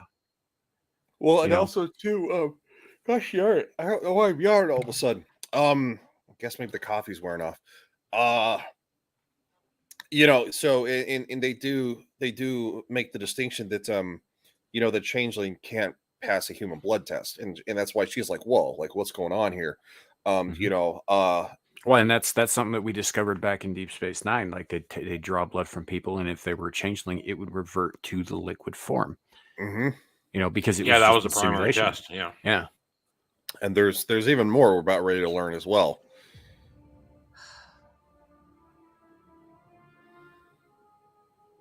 How the hell is Roll Iron back Oh, in okay. Well, Starfleet. a little bit later, but we'll learn more. You should be in prison for what she did. That was 30 years ago. The Maquis are no longer an enemy. She had a mission to protect the Federation from terrorists. Instead, she became one. Mm-hmm. The last time you saw her, she pulled a phaser on you. Ro has always been an outsider. You're the one who sent her to infiltrate the Maquis, knowing she might empathize. Empathy is one thing. Betraying a commanding officer is another. Well, and there's more to that than her just empathizing. So she doesn't talk a lot about. I mean, she does talk about it in the show, but they don't really get into the nitty gritty of exactly what the Cardassian occupation of Bajor was. Yeah. You find out about You need about DS9 that for with that. with Deep Space Nine, and it really gives a lot of context to Ro's backstory. Of course, she would sympathize with the Maquis. They fucking hate the Cardassians. Well, and from what I do understand, from what little I looking at the character up, she was brought onto the Enterprise at the protest of Picard, and so I understand the animosity here, and of course it makes sense with the betrayal. It's the later on stuff when they get all kind of like feelings ish that I'm like, I'm so out of left field here. Yeah, what happened is that he took her on as a mentor because he saw that she could be more than she was. Yeah, and I think he in the tells her episodes that exact in those words actually at one point. And in the episodes she was in, they're all really good episodes. Frankly, whenever Ro was in there, they're always her growing as an officer, growing as a crewmate. And she, even though she's only in a few, especially at one point, there's an episode where both she and Picard get de-aged. Yeah, they can become babies. No, well, or children or something. They become children. Yeah, 12-year-olds. Yeah. But even though that's not Michelle Forbes but still, they had a bond of sorts. And Picard really wanted her to be something because she proved herself, and then she disappeared because she left the Enterprise to do security training. She took more higher officers. She came back as a lieutenant, and like we said, she was then supposed to be put in undercover with the Maquis to root them out because the peace was fragile with the Cardassians, and they didn't want the Maquis to do. And they sent her because of her background and because she was Bajoran, and the Maquis typically would align with Bajoran sympathizers to their cause against the Cardassians. Yeah, and then she went native. Yeah, she went native and ultimately became a terrorist. And it broke his heart. Okay. And now, what I find interesting about this is with the Riker part here, I really wanted them to somehow remind us that he and Rose screwed in one episode that Riker got some of that. Riker got some of a lot of people. So Riker's a man whore. Riker's a man whore, no doubt about it. Yeah. But he kind of did the Kirk thing, which is he was a good-looking dude. Honestly, that's why he was written into the show in the first place, was because the captain was not a Kirk archetype, and they felt that they would need something like that. That's why Riker was the character Riker was created. He was also a young officer too. He was second in command, and he was a little full of himself. And I think it offset Jean-Luc Picard very well, because even though he was a little full of himself, he still respected the chain of command a lot, and the character grew. And I think that was a good progression for for what it was back when storytelling was what they actually gave a shit about. To show up here and accuse us of treason. We have absolutely no reason to believe that she will treat us justly. You mentored her. You trusted her when no one else would. You had a bond. And she broke it. Better let me do the talking. I've notified Captain Shaw that the Titan is under official security review. We've begun the process of transporting most of the ship's crew to the Intrepid for reassignment. You will be questioned separately. This tone sounds to me as if our guilt has already been predetermined. Well, your full cooperation can bear weight on your sentence. Come on, Ro. You know us. For these proceedings, you will address me as Commander. Commander. I'll start with Admiral Picard. Please escort Captain Riker out. Dismissed. Yep. Yeah, he puts his hand up. He's like, dude, you know what? Don't. I did like that development because he's just like, whoa, what the fuck is like, all right, just whatever. I'm curious. How does a lieutenant who betrayed Starfleet and her commanding officer get reinstated? Did you or did you not board the Titan under the guise of conducting an official inspection in order to steal a shuttle? And how does a traitor stand here posing as a commander in Starfleet? Okay, stop. Right here, I had suspicions that Ro was not who she said she was because we're already dealing with changelings, and if in fact, she was caught for treason and whatnot, and had been incarcerated for however long. How are we to know that she wasn't still incarcerated and this wasn't a changeling impersonating her? Well, I mean, I know they address this as they go on, but right as I'm seeing this, that's what I'm thinking. I'm like right there with Picard, and I'm just like, wait a minute, we know there are changelings around too. Why would they not grab a face from his past? I didn't go there. I knew, I felt it that the red herring, this whole next 2-3 scenes where they're dancing around trying to make each other prove who they are, I knew that she was going to be her because it was too much of again, the whole Metalis idea of I'm going to complete a bunch of storylines for you guys. This is one of them. We're going to complete the Picard Rose storyline that we left off and give you, and also the fact that Rose's whole presence in this episode adds stakes.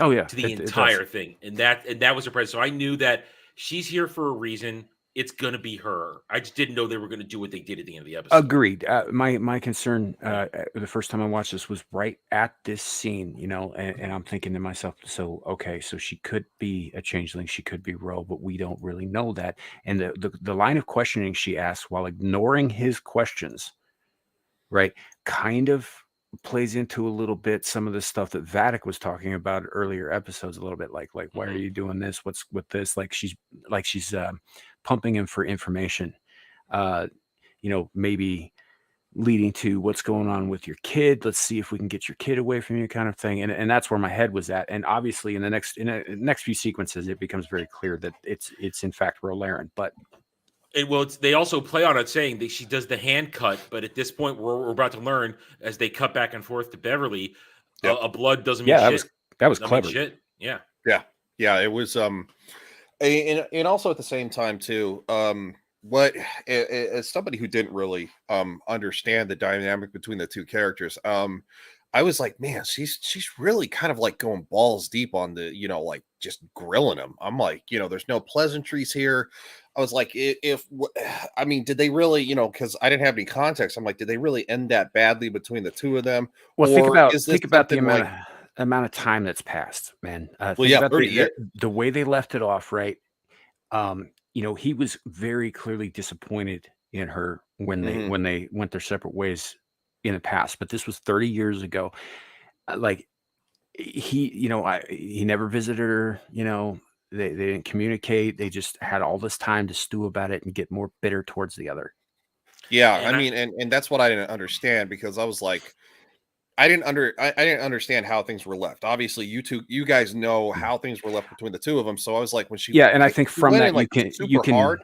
Yeah, you can infer though that things have not gotten better over the course of 30 years.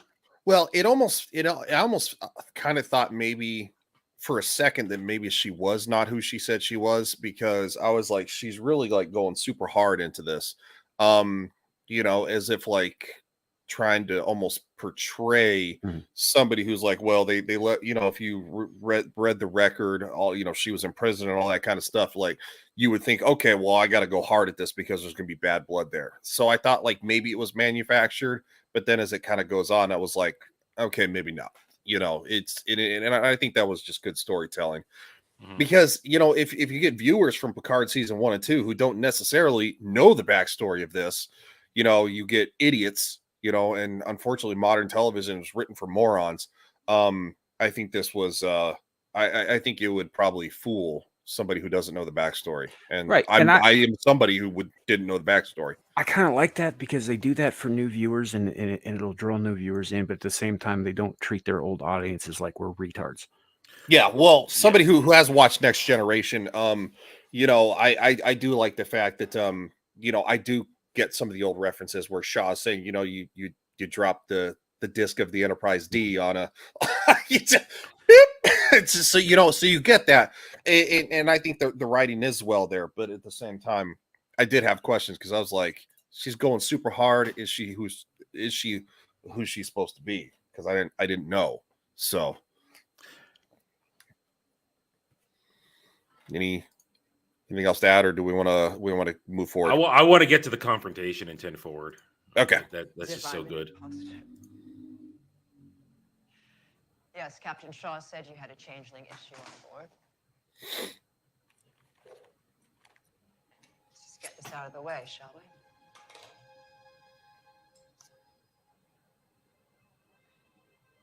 Blood or no blood, your Bajoran earring. You're not wearing it. And they're laying it on pretty thick here to try and make us think she's not Ro. Mm-hmm. What is this? And that's that this is actually the moment when he mentions her earring. That's when I did remember. I was like, oh, that's when it clicked. I remember who she is. Yeah. Now I don't remember everything about her, and I don't remember how things ended because I haven't difference. watched, the big difference between Ro Laren's character from TNG and the Bajorans from Deep Space Nine in terms of like how they presented themselves is that Ro always wore her earring on the left ear, I think, and in Deep Space Nine they just made them all wear them on the right ear. Well, also when she gets introduced, she doesn't want to wear her earring when she first arrives because she's lost all faith. But then she wears it by the end of the first episode she comes back, and it's just that's so that she's ready to grow and not be so angry at the world. Yeah, I think she also says something about it not being regulation uniform. Yes, as an excuse. Yeah, and they addressed that in this too. But no, I as soon as they started talking about the earring, and I was like, okay, it dawned on me. But because I was rewatching TNG before we started doing all these reviews, but I've only made it partway through season 5, so I haven't even gotten to where I would recognize the bad blood between them. So, but yeah, I think this was executed well. Turning your back on another institution. Save your animosity, Admiral. This isn't entirely about you. Let's talk about your son. See that, and that's another red herring there. Mm-hmm. Of course, now we're moving back to with the voice of Find Me. He's like losing his mind. I know. I had so many thoughts about this. Yeah. In retrospect, it all makes sense. Because I have no idea what the hell's going on. I don't know why he's losing his fucking mind. I don't. I'm going to say, without spoiling, I didn't see it coming. I was one of those few that didn't see it coming because I was just watching and enjoying. I didn't put it together till after the fact, but then after the fact, I looked back and I was like, oh yeah, that makes was sense. obvious now. Makes sense. Yeah. But there are so many different species that they've encountered, including the Vulcans who have some telepathic ability. What's up, buddy? How you doing, man? Along with, hey, Bernie. And then not to mention, beings like the Q who can alter reality with a thought, for example, or I mean, just dozens and dozens and dozens of different encounters throughout the course of Star Trek. This could be literally anything, or it could be something entirely new. And at one point, oh no, wait, never mind. No, that's getting too far ahead. Nope. Okay, well, fair enough. Back to Jack losing his mind. All right, well, he's done losing his mind, but yeah, it's something. Oh, okay, there you go. Put the uniform on. When So he walks into the transport room, right? And he's about ready to have they're moving all the crew to the Intrepid because apparently it's made by Dodge. It's a bad joke. The name of the Intrepid is interesting, but I don't believe it's the first Intrepid in Starfleet, actually. Probably not. Well, and the reason I because a lot of the starships are named after kind of like real Earth events. You have like the Yamamoto, which is a World War II battleship, but for the Japanese. And so I don't know, so like watching Discovery, they're like, oh, it's the Discovery, and I was like, okay. it's named after the NASA space shuttle, right? The Discovery. So I was like, when they said the Intrepid, I was like, it just, the name confused me. But anyway, that's just me nitpicking. It has nothing, no bearing on the story. Let's show what's going on.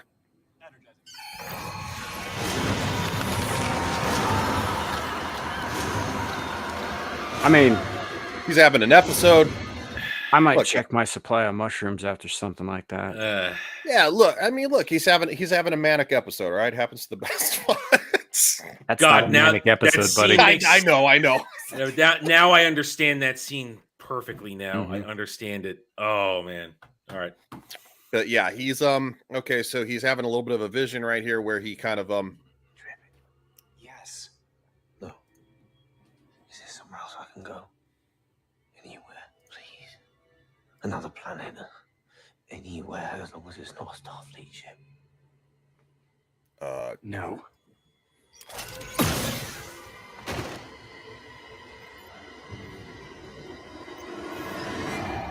Now that didn't actually happen. That's a that's a vision. Delusion. Yeah, he's cracking up. Yeah, he must have a turn vehicle in every show. Yeah. All right. You got a turd. I discovered the other day. So this is a long contended thing among Trekkies. Like, nobody poops in the 24th century. Yeah. Right. There are no heads on starships. While I was playing STO the other day, you know what's right off the bridge of the starship that I'm currently running on? There is a head. You can't go in, but it's there. So well, I was about to say, because in Next Generation, you see that they're like bathrooms, because obviously they go in there, they there's like running water and there's but it's mirror, like but they don't ever. It's like a sink and a mirror. That's it. Yeah, it's like a sink and a mirror. It doesn't seem like anybody uses. And they talk about sonic showers, but there are no toilets. There's no just transport the poop system. out. It's just transport it out. That's it. And what if they fuck up and take most of your lower intestine with it? Whoops.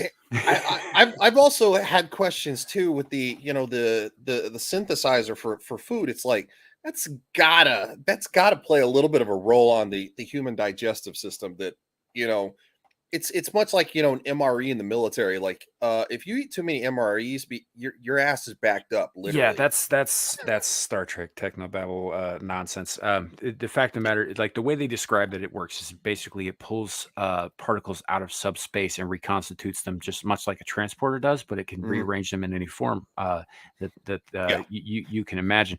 And when you get right down to it, yes, all atoms basically are rearrangeable. I mean, like parts of us are parts of Meatloaf, are parts of the stars, are parts of that tree over there. Yeah, like we when you get down small enough, there's really very little difference. So yeah, in theory that's possible, but basically it's a Deus Ex Machina, so they don't have to worry about paying a cook. Yeah, well, I mean, I did start watching the Willow show from Disney. Yeah, I know. After rewatching the movie, I was just like, ugh. Anyway, it has no bearing on this, but like they do address that in the show. They're like, oh, how did you get all this food? Did you live magic? And Willow's like, oh, you don't want to make food out of magic. And it was just, it kind of made me think about Star Trek here. And I'm like, I don't think the human body would respond well to that. Because a lot of people don't know this in the military with the MREs, the packet of gum you get, it's actually a laxative. Because I'm aware. Yeah, a lot of people don't know that because found that out as a Boy Scout. Yeah. Your Klingons are transported to the Kardashians planet. Kardashians. Anyway, okay, so we are back on Metalis Prime, and I mean, when I did my review, I literally broke these down to the ABC plot. I got this one out in under 5 minutes and done. It's like, boop, boop, boop, we're done. It's just, it's necessary because it ties everything in at the very last part, but it's just, as far as I'm concerned, it's just a vehicle to get Worf to where he needs to be. Yeah, pretty much. Because again, we're back with Raffi, a character of, oh my God, who the hell cares? And that's how I'm forever going to refer to this character, because I don't care. So she yelled at the city, and the city responded with the next gang boss. I will say that I am intrigued by the idea of a Vulcan gangster. Oh no, I thought that was interesting, but it's it's how they get his attention. She just yells it in 100-foot radius, and he shows up. I'm just like, because I mean, you look at the guy, and everything about him screams Romulan, but he behaves and speaks about logic. I mean, it was a little trippy, but very cool, I thought. Yeah, no, I thought it was cool, but at the same time, though, look, I mean, obviously Terry Metalis, he has writing experience, he is in charge, but there are some holdovers that we, from Kurtzman Trek. It's like some of the issues that happened at Twitter recently with some censorship. There are going to be holdovers. There are going to be issues of previousness in it, and I kind of felt like her just being like, oh, and then all of a sudden, oh no, I'm 100% with you. Raffi sucks here. Yeah, I like the Vulcan gangster though. I do. That concept was very cool. Yeah, no, especially because guess what? They get the upper hand on him, and and he's like, he surrenders because it's logical. I'm just gonna skip forward. I don't care. Blah blah blah. You're gonna seek information regarding your criminal activity. You will yield your weapons. I assure you, we have the upper hand. Now, I did like the fact that a Klingon, a Romulan, would right? This is it. What? I have a brain. This guy's a Vulcan. Vulcan. God damn it! Ugh. I know. I was like, ugh. A Vulcan would think about every possible aspect. Sorry, it's getting late over here. It's like 6 p.m. I guess I'm old man's tired. I was 6, so I'm probably got to still get up tomorrow for that early bird special at Denny's. Well, would think of every angle and aspect. So when Worf says we have the upper hand, it's like, guess not, because no. I will not recognize a mobile emitter. How disappointing. Yeah, I did kind of like this part. It would be illogical not to suspect that you would prepare for me. I like that part. So I prepared for you. If it's season 3 of Picard, you're good. Don't watch seasons 1 and 2. Yeah, you don't need season 1 and 2. You just need TNG. Yeah, you just I would say Deep Space Nine as well. Well, yeah. I mean Star Trek in general. You don't need you need real Star Trek. You don't need Kurtzman Trek. Yeah, you don't need Kurtzman Trek, which is seasons 1 and 2 of Picard. Season 3 is very much more TNG related. Yeah, but Bernie, season 1 sucks, and from what I have seen, which I did not watch the whole thing, so take my word for what it is. But season 2 is worse. Yeah, season 3 was good. Well, because what season 2 is it's like the Picard apology tour. No, or something? the apology tour is in the first one. The second is that season the first? is real world politics. Yes, January and undoing Picard's personal history with his family. It's all that's right. Janky. That's right. It's like the January 6th committee. It's like God. And border stuff. He gets out the whole I'm so sorry for being a white dude when he's apologizing to the fucking Romulans for something he had no part in. God. Thank God season 3 is good. Yeah. Okay, so we're back with Beverly and the changeling they're examining. Findings, it's become clear how the subject managed to avoid detection until now. She cut her open. This changeling has been able to completely replicate internal human organs. Which is such a revelation. I was like, wow. It's impressive because they used to not be able to do faces of humanoids. Yeah. Yeah. Your son is right. If you're talking about like Discovery, Strange New Worlds, Picard season 1 and 2, somebody who because I wanted to know. I've watched 8 episodes of Discovery.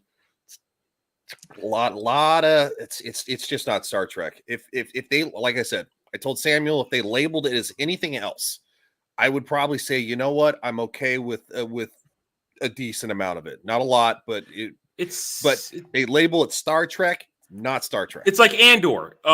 Take all the Star Wars Easter eggs out of it. It's generic sci-fi show that would work as generic sci-fi show. Yeah, it's just not Star Wars. Yeah, it's just not Star Wars. I would say it probably like this. Like, so I can see that kind of mentality with, say, Man of Steel. If you don't call it a Superman movie, because it's not, it's a decent movie as long as you keep in mind it's not a fucking Superman movie. The second you think it's a Superman movie, it sucks ass. Now with Discovery, like, you can think it's not Star Trek all you want, it still sucks. Well, like I said, there's definitely lots of feelings in it, and the protagonist, she cries. Everything that they get in into the very first episode was preventable if Michael Burnham wasn't a fucktard in the first episode. Just oh saying. yeah, absolutely. And she's literally, she's kind of space Jesus. Yeah.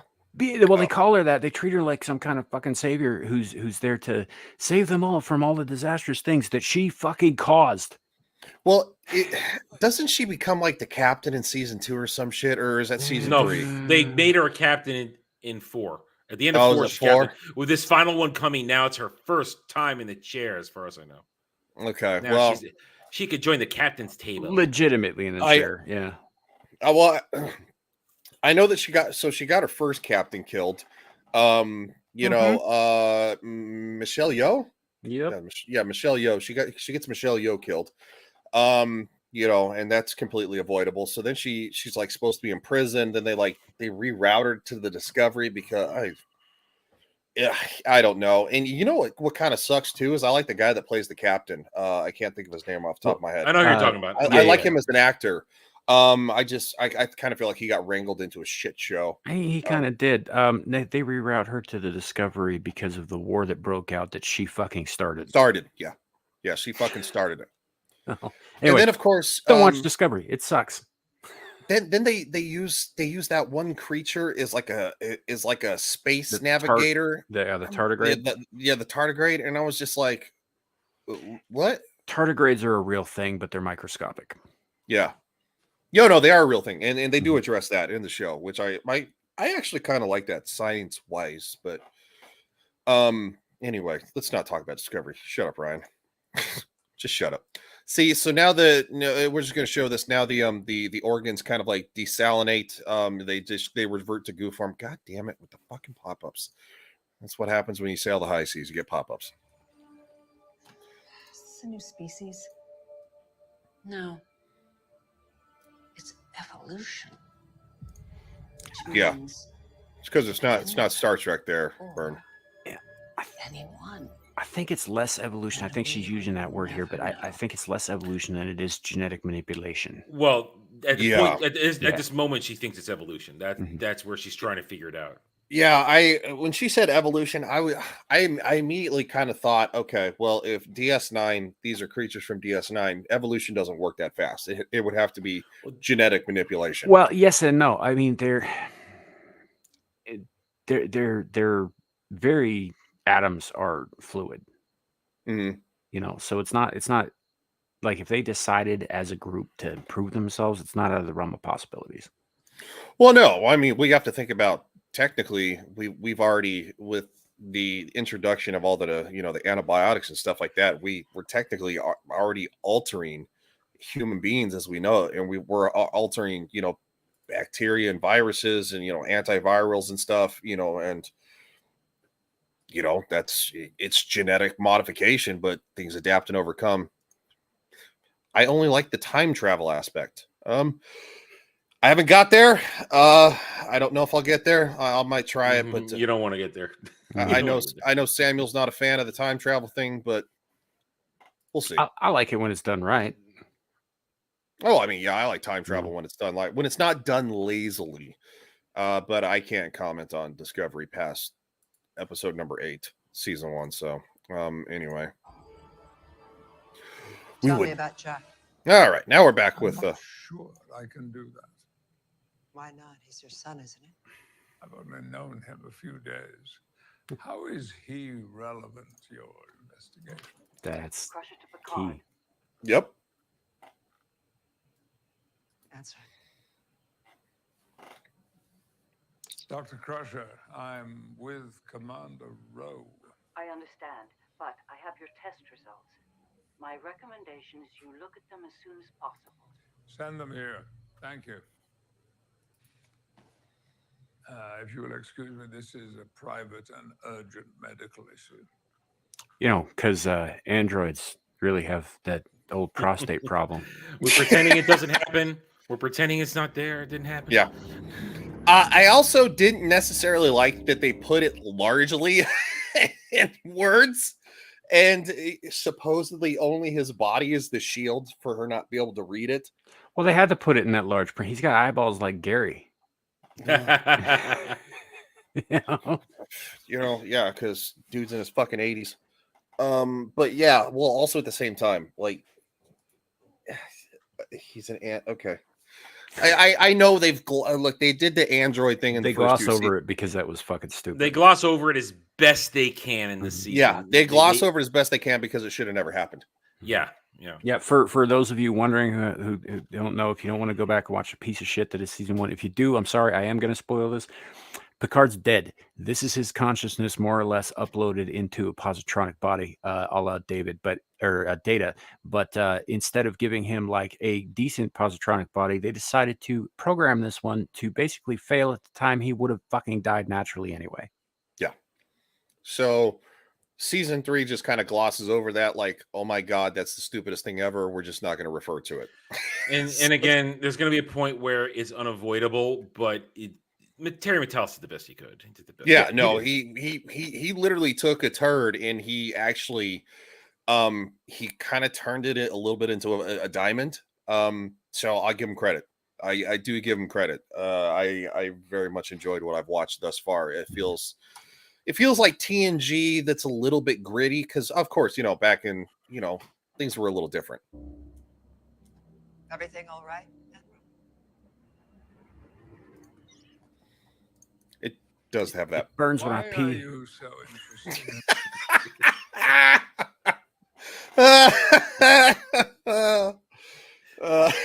Jesus, he's not getting enough water. Old people problems, right? My son. Perhaps because you're avoiding my questions about him. He's now central to this investigation. Central. Interesting. It's Consider. strange, though, you haven't asked me about Vatic or the Shrike. The row I remember was much more thorough. Well, perhaps you didn't know me at all. Then enlighten me. How did you claw your way back into Starfleet?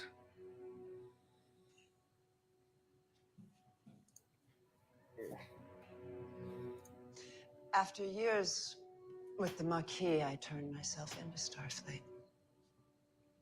I was court-martialed. I was sent to prison again. But due to my history with terrorist groups, I was recruited into Starfleet intelligence. I will say this. This plays a little bit kind of like what they did with Discovery. Yeah, a little bit. I mean, they're not totally escaping the curse of the Kurtzman Trek here, but they're like Adam has said repeatedly. You know, I think Matalas did the best he could, but he still has to deal with the aftermath from the previous stuff.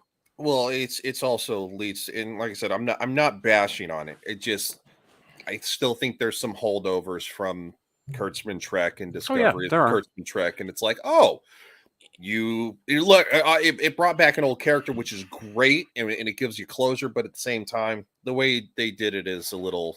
No, I get it, and but I'm not.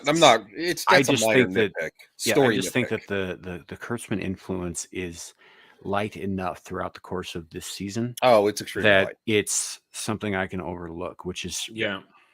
No, I just and he takes pot shots at it the whole time. Too. He does. Oh yeah, he does. That helps.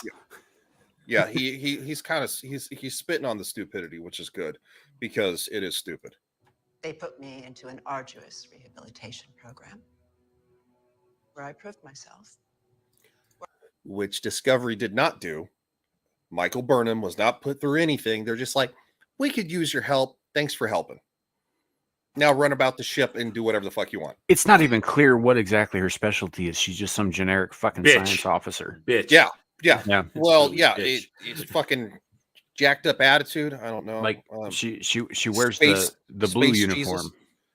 Yeah, You she know? wears she wears the blue uniform with the silver striping instead of the blue uniform with the fucking gold striping, which whatever. No, that's yeah, but like they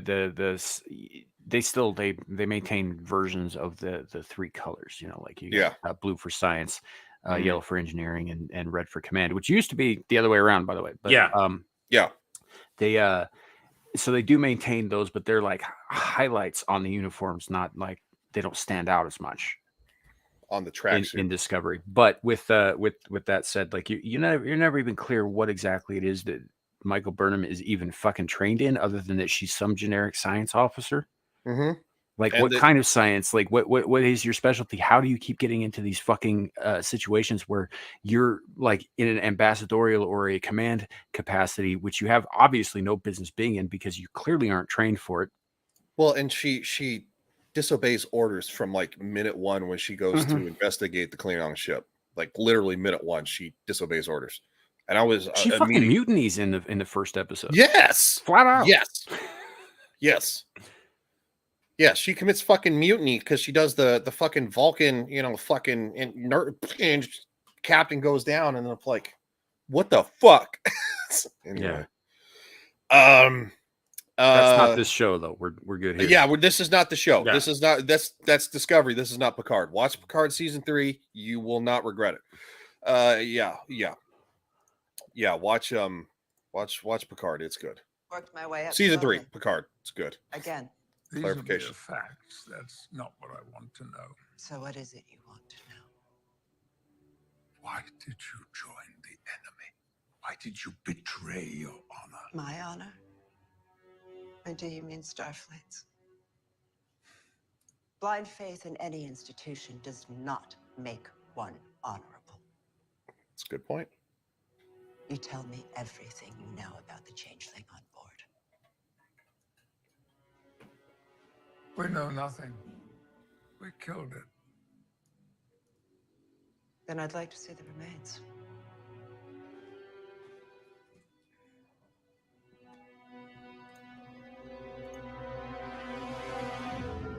All non-essential crew continue to beam over to the Intrepid for debriefing. Now, these would be the security officers who came over on the shuttle with her.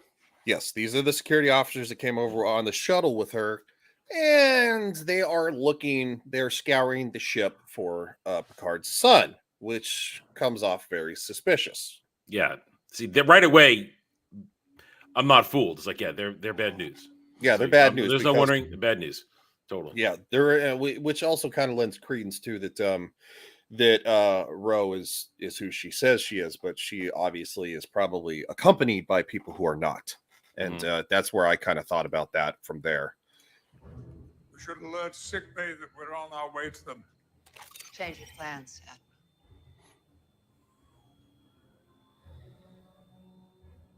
Let's step into the holodeck. Remember that small bladder problem? Yeah.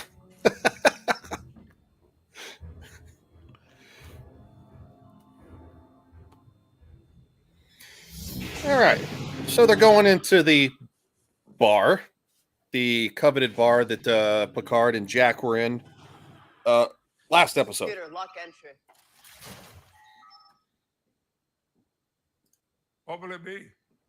The Joran spring wine?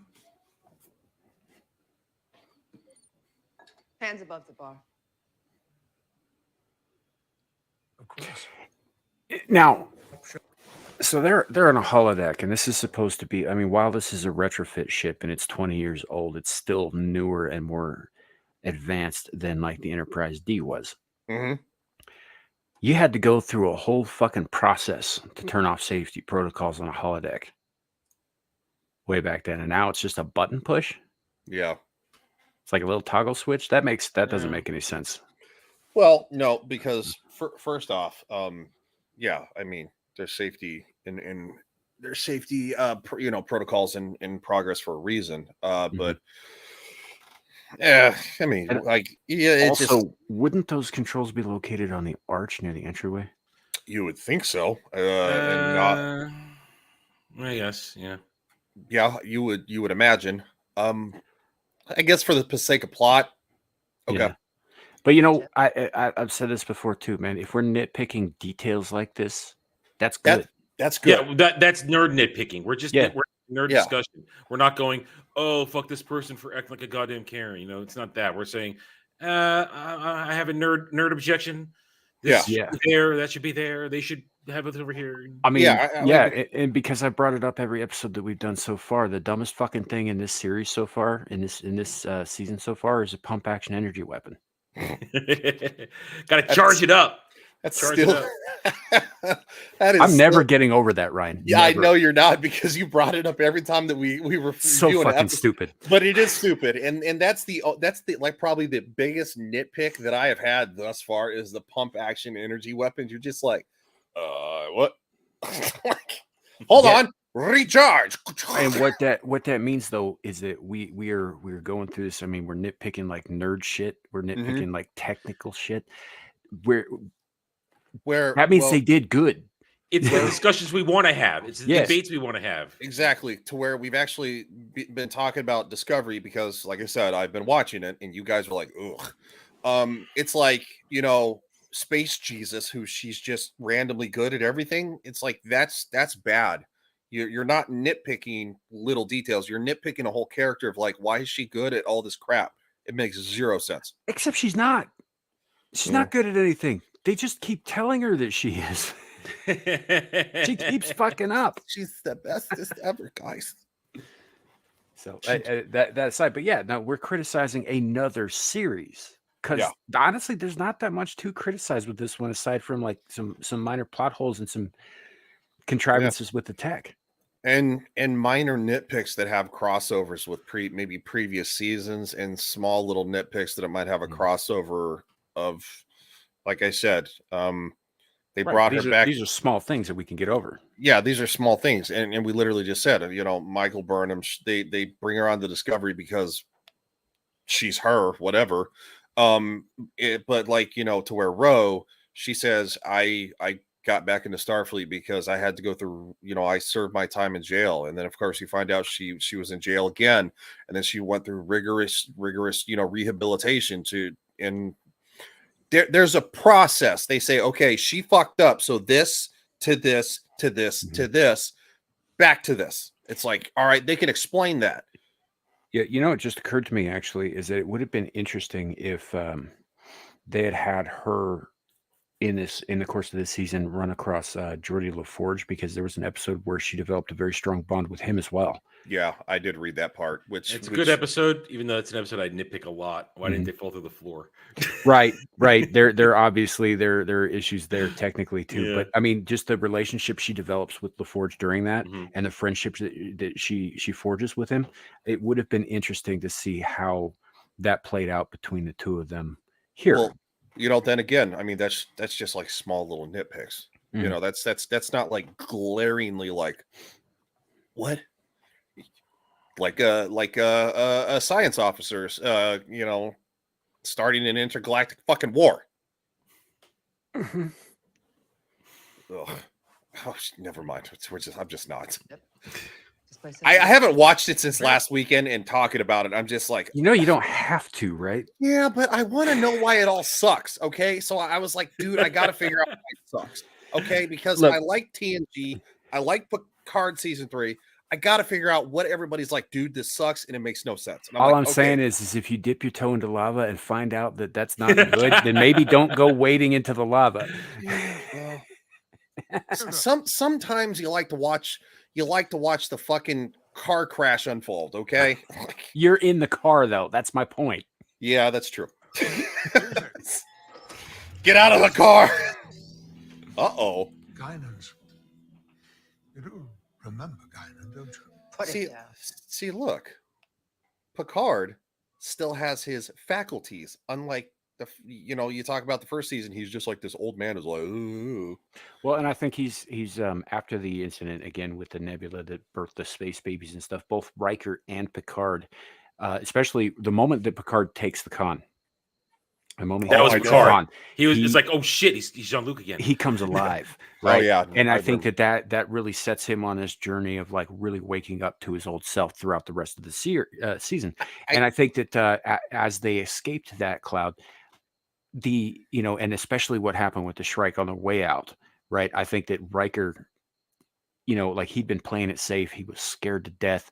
He was wallowing in grief and misery the whole time. I think he wakes up. I think he becomes Riker again in that moment.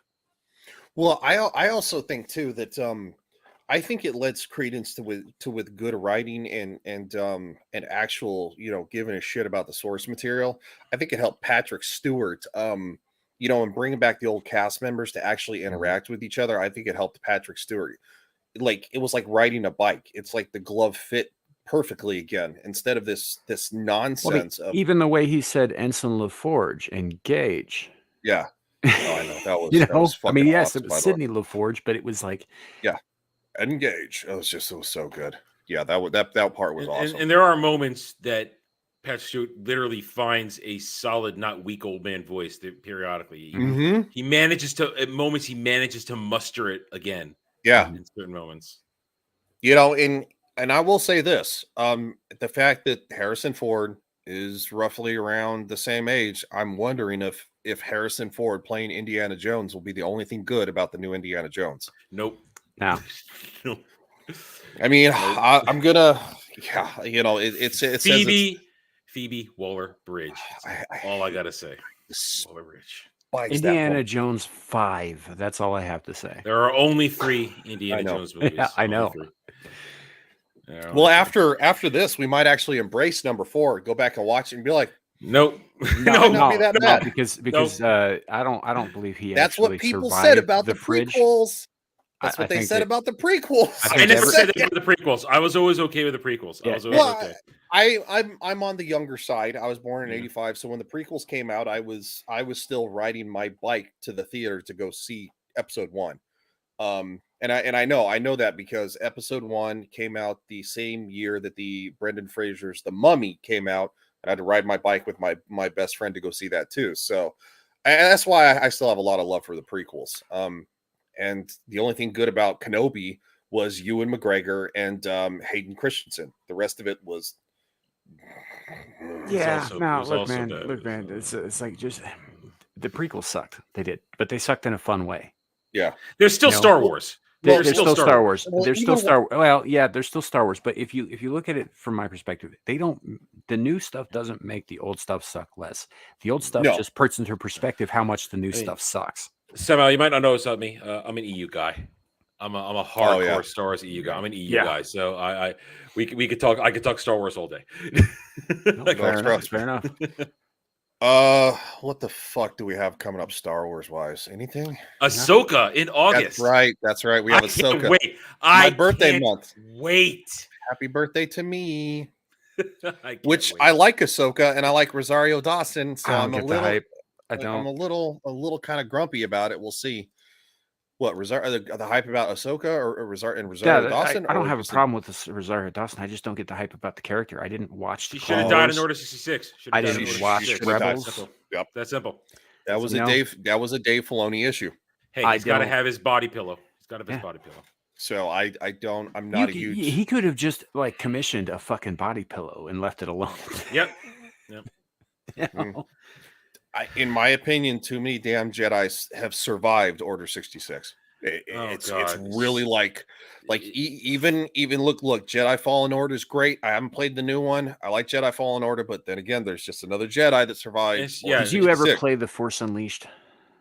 Yes, I did. Okay, that's so canon. In The Force Unleashed, Star Killer, he is part of that. He's hunting down the ones that Order 66 missed. Like, I mean, I don't have an issue with that. That's in what original. That's what the Inquisitors are doing. Second Sister and all that stuff. But then, of course, you put the Inquisitors into Kenobi, and it's like Inquisitors are they're ridiculous. In actual lore, it's Vader and it's the 501st, and you can include Star Killer in that.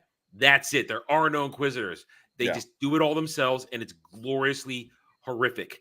Right, and nobody knows about Star Killer except Vader and the people he's killing. And then later, I think you find out that Palpatine knew about him the whole time and didn't say anything. Well, one thing I don't like about the Inquisitors from the game is that they have double-bladed lightsabers, and Darth Maul is supposed to be literally one of the only one, and I think there's another one in like Exar Kun. Yes, thank you. Exar Kun was the first to use that Exar design, yeah. Kun is literally 4,000 years before The Battle of Yavin 4. Yeah. Yes. So it's like he's part of the reason it takes place on Yavin, actually. Well, yeah, he's there. Look, so right here.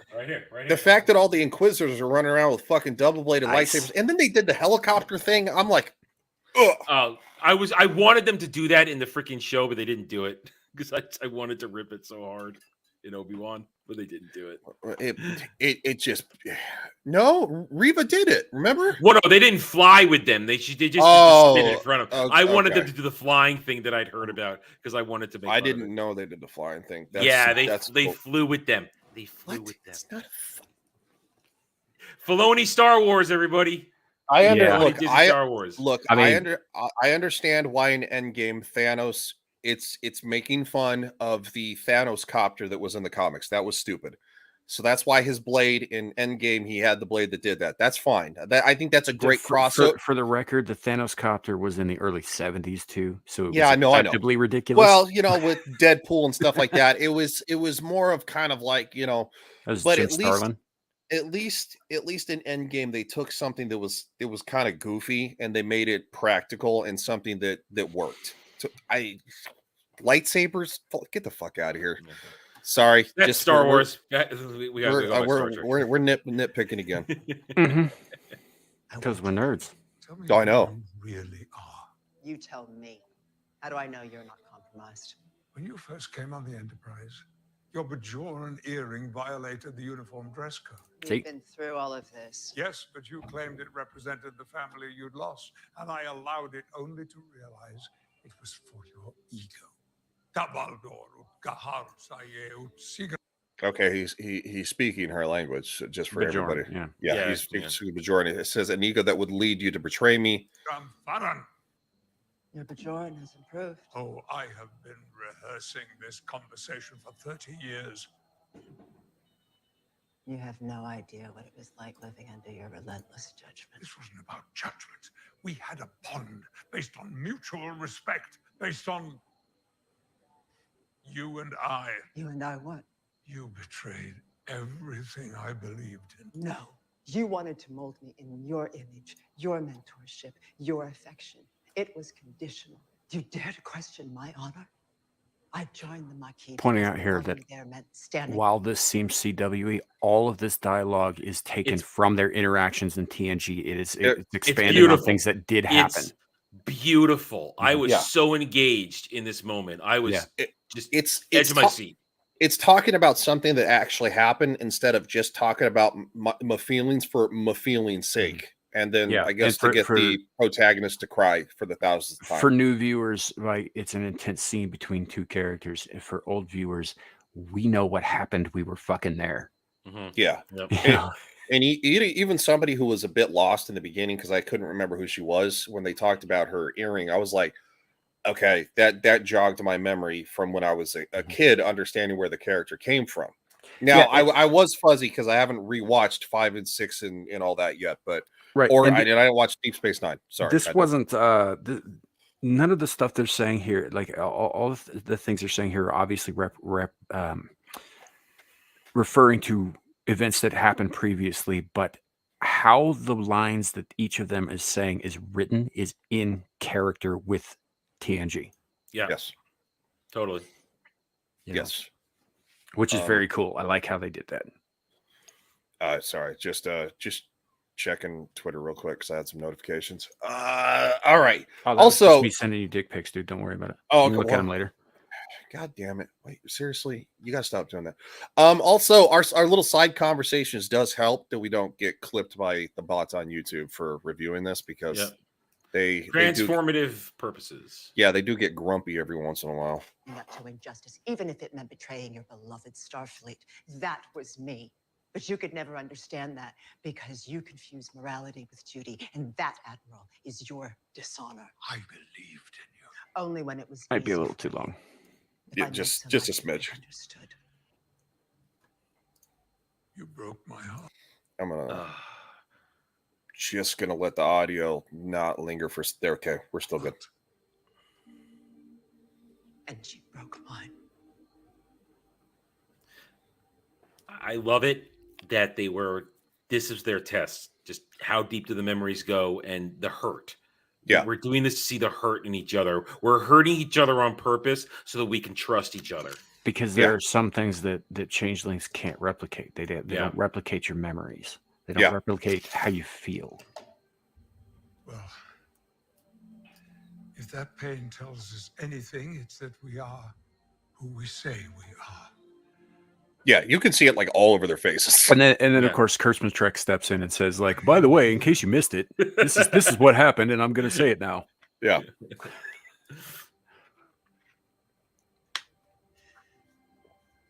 Starfleet is compromised at the highest level.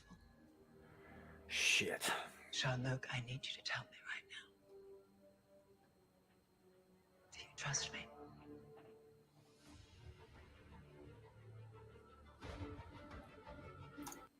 If what she's saying is true, the last time this happened, it led to a war between two quadrants. Yes. Yeah. This is a very bad thing. Yeah. And it's just, it speaks to the fact that Metalis is reminding us the stakes. And then that's why I mentioned earlier, this episode reminds us of stakes, not only of what it means for Starfleet to go to war, but also these characters that there's reason to be afraid for our characters in this. I should actually revise what I said too. 3 quadrants actually, because the Klingon Empire and the Romulan Empire are in the Alpha Quadrant, as is Earth and Vulcan and whatnot. But in the Beta Quadrant is where you find Cardassia, Breen, you know, and all of those. The Ferenginar is all over there. And the alliance that came together to fight the Dominion was comprised mostly of the Federation, the Romulans, and the Klingons. Eventually, the Cardassians switched sides, but you know, up until then, the Breen and the Cardassians are working with the Dominion. Mm-hmm. So the next scene, we go back to who the hell cares? Can we just skip this part? This is just they win, they get it. Yeah. Okay. So they make them fight to the death. Blah blah blah. You know, Worf they think he's going to kill the human. It goes the other way because it's a trick. Well, redundant organs. It's not just a trick. It's honestly, I think this is a little bit of that subverting your expectations bullshit, because a Klingon who's twice her fucking size with redundant organs, which is not like a secret, by the way, is strong enough to pick her up and toss her across the fucking street. Yeah. And he's clearly fast enough. With one fucking hand, by the way. He doesn't even fucking need 2 hands, because no offense, she's not that big. They don't focus on this too much, but Vulcans are that strong too. 10 times stronger than a human. Yes. You know, the baseball episode. That's how I always remember that. The baseball. But a episode. human woman. That's one of the things that I liked about J.J. Abrams' Star Trek movie was when Kirk is on the Narada. And he's Nero's right-hand man is fighting him, right? And he falls off the edge, and then the dude grabs him by the throat and just fucking lifts him up like he weighs nothing. You know, I mean, that was a nice touch. I mean, Vulcans are that strong, and so are Romulans, because they were Romulan, because I got that shit mixed up. So, you know, fuck me, but you know, but yeah, they are. They're much stronger than humans are. She is a human woman who is not all that tall. No. You know, she's pretty slender. She doesn't weigh a lot. All right. No. She's also a former druggie. And not that far off the wagon, by the way. Even if she was really a ninja and didn't just have like fucking 3 hours of intense training with a fucking Klingon, you know, blade master, there's no fucking way. Yeah. There's no way she would beat Worf in a fight. And a Vulcan would know that. Yeah. So, and the fact, we'll just say that because it's illogical. Yeah, it's not just illogical, fucking retarded. Yes. I don't know yet. So we're just gonna go back to the good stuff. More on the Intrepid. I don't trust anyone, not the captain. I don't even trust the transporters on the ship. There have been fleet-wide issues for months. What do you know about the plans for Frontier Day? Oh, it's Starfleet's anniversary. Pomp and circumstance. I was supposed to give a speech. Well, our entire fleet is on display. And what worries me is that security preparations are classified. It's days away, and even I don't have access. But that's not evidence of conspiracy. Jean-Luc, your ship is not the only one with a changeling problem. There have been 12 incidents across multiple starships, all being kept quiet. I'm just connecting the dots. What does this have to do with Jack? All I know is that Starfleet insisted that I retrieve him, but it's not the first time that I've heard his name amongst intelligence chatter. Plus, a few days ago, changeling terrorists destroyed a Starfleet recruitment center with a portal weapon. Does that sound familiar? Same Yeah. with Mavadi. Yep. Let's take this to Admiral Janeway or Chancellor Roll. I've tried.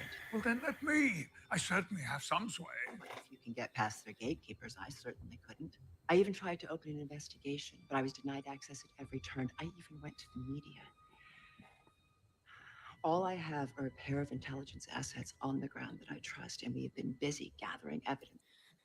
Who's that intelligent asset? It's lining everything up.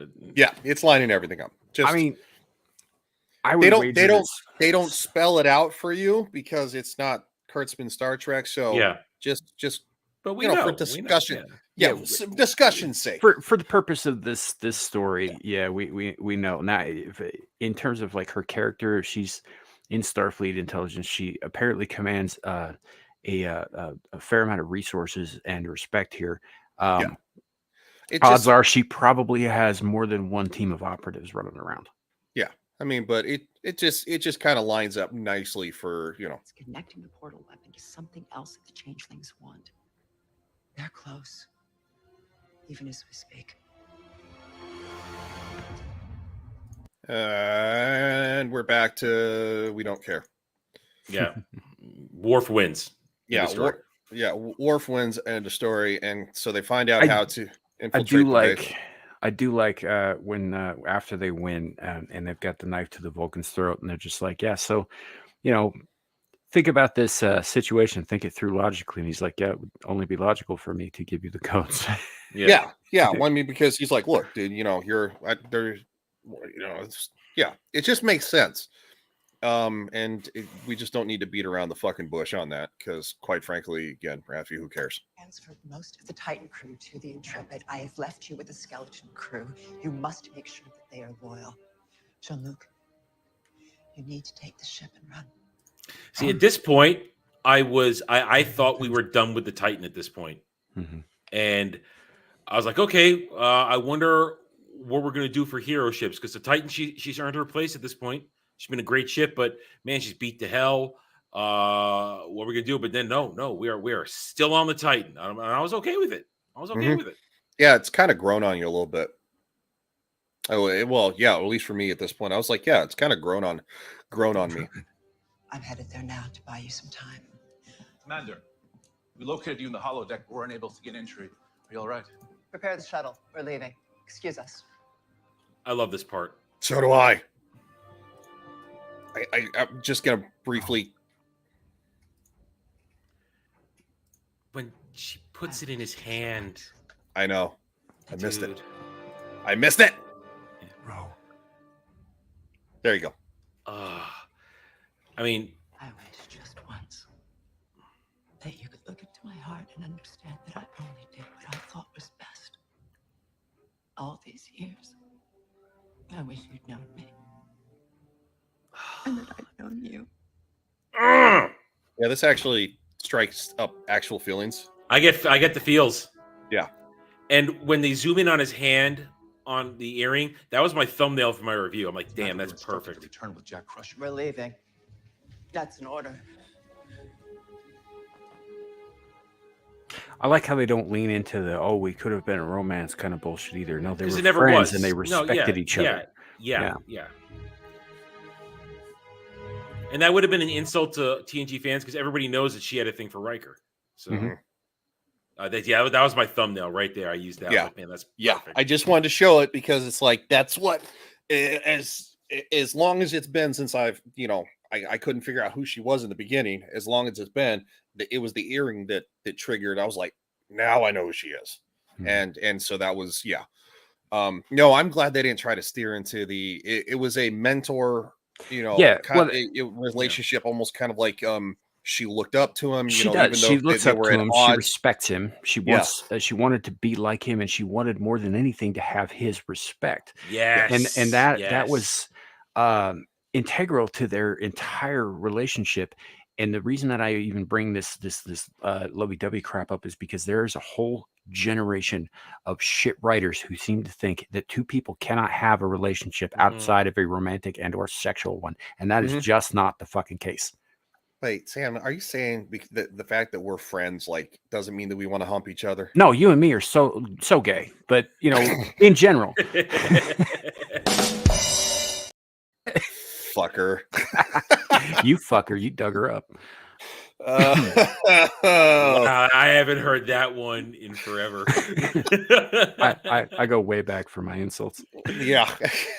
Well, he's probably the elderly man on the panel, even though you can't see him. Not by much, but yeah. But yeah, no, I mean but I like how when they wrote this scene, it was 100% true to the relationship that Ro and Picard had 30 fucking years ago. And they didn't try to make it any more than it honestly needed to be, which is appreciated. Yeah, it was beautifully written here. And it made me wish they'd had another adventure together. Yeah. Kinda, yeah. That's it. Yeah. Fastest court martial I've ever seen. Yes. All right, now we're back on a bridge. You must listen carefully. We must run. Must I? From what? I don't have time to explain, but Starfleet is compromised, and so is that ship. It's all so much worse than we thought. Oh, God. Security. Yeah. Don't you dare. Captain, please, you must trust me. I like how they make it a struggle for Shaw too. You can see it all over his face. He's like, well, you've kind of, there's been some fishy shit going on, and you've been kind of right about it. Well, and he's had some of that corroborated by his own crew too. But that's the beautiful dichotomy of Shaw is that from his backstory, we know because of his backstory, he believes in things by the book. Things have to go a certain way, but he's now been involved in basically the crew of the Enterprise's shit that they always end up in, realizing, it's not always so easy to stay by the rules when fate of the galaxy is happening around you. Yeah. Well, see, I think he does a good job of actually adhering to the book. While, but what he's doing here is like what he wants to do and what his duty, where his conflict comes in here, and he is going to go with his duty because that's the one thing that's constant with his character is that he does his job. But even more important, the job is always the safety and security of the crew absolutely. Of his ship. That overrides everything with him. Protect the crew of the ship, protect the ship, and that's in the end what wins out here, I think. You guys still see me? Yeah. Okay. Only one of my computers is acting weird. Why is it acting weird? I don't know, because it fucking hates you. I guess. Or maybe diddling it's it when you're jerking off, and maybe it will act normal. I don't fucking look at porn on my computers, You man. don't stick your fingers in the drive there and just kind of wiggle them around a little bit while you're going on. I don't know. Lots of stuff. Come on. I was gonna check something, and it's so. Gosh darn it! No, we're still good. We're still live on both channels. Okay, so that computer's good. It's just the one that has the stuff. All right, guys, hold on. I'm gonna have to I'm gonna have to fucking close Windows, not Windows. It's the internet tab that's acting up. It's acting like a piece of shit. I don't know why. So I'm gonna have to. That's weird. It's frozen on this screen too. That's weird. Sorry, guys. I don't know. Yeah, YouTube live. Right. We're professionals, ladies and gentlemen. Yeah, not that. It's definitely not that. Welcome to the behind the scenes of Star Trek. Okay, so these things are they're frozen. They're frozen. All right, hold on. I gotta remove some stuff. Yeah, I don't know. Yeah, it's got to be that specific thing though, because like we're running There they just go. fine on both channels. StreamYard's is running fine on my end. Okay. Yeah. No, the computer StreamYard's caught up to the computer freezing, so I'm going to pull up the episode we were just reviewing, but I have to go back in. And I know this is great content. Everybody's excited. Everybody's like, "Oh, this is such great storytelling Yeah, right here." you at home, clip the shit out of us. Yeah. Just do Okay. it. Well, you know what's good is that at least it saves where you were previously at on the app I use. So we're back. There you go. That's what we're looking for. Yay. God, I don't know how I feel about that shuttle design. It seems like they were kind of going for the old school feel, but with like runabout aesthetics. Mm-hmm. I see what you're saying. are you doing? No. I knew it was over at Commander this point Rhodes, for I'm her. Intrepid. I just I lost knew my it. security officers. What the hell is happening? Yeah. Not I just knew it because was- of what happens here, but because of who she is. Yeah, and I just kept thinking, the realist storyteller in me that understands stakes have to happen, you have to make things matter, knew that this was the right choice. But the fan in me kept going, no, somehow figure out to save her, somehow do it. No. Right? Yeah, I'm right there with you, but it's also like Rose's character would absolutely follow through like this. Yeah. Absolutely. Yeah, without hesitation, just like she does here. I think they did this very, very well for having to make her the quote unquote red shirt in the scene to prove stakes. I think that they did it within character, and that was beautifully done. Yeah, and yeah, I both hated and loved it. Yeah, I would agree. I wanted them to find a way to save her, but at the same time, when they said she's getting further away from us, it's like we can't, lock on her. I was like, And this she makes knows sense. she's got to cripple the Intrepid so they can get away. Yeah. Yep. Captain, we're being hailed. On screen. Ro, are you all right? They know. My security team was just beamed off. They planted an explosive on my shuttle. Beam her out of there now. I don't know if you guys have mentioned this in previous reviews, but I love the score of this show. Oh, yes. We've talked about it all the time. Okay, The the music is just so good. Yes, so well done. The guy who I can't even remember the dude's name. But I remember I said his name in a review at one point. I don't remember it, but he managed to perfectly emulate Murray Gold at certain points. Routinely these tend to be the longest streams that we do on a weekly basis because obviously Alpha isn't here, but we all get to jabbering about all of this stuff and nostalgia and all that. So no, trust me, you're in good company. Just wait till Alpha's here next week. You'll Alpha and I did. We've done a couple of these already. So yeah. The music though is so fucking good. I mean, he weaves in the old themes here and there. Like the first time Worf appears, right? You hear that like Star Trek the motion picture fucking Klingon theme. Yeah, it's like, but it's subtle, but it's there. It's something I talk about whenever I do review stuff. Is a soundtrack. If a soundtrack manages to hit all the right points, it elevates what you're watching to a higher score. Sure.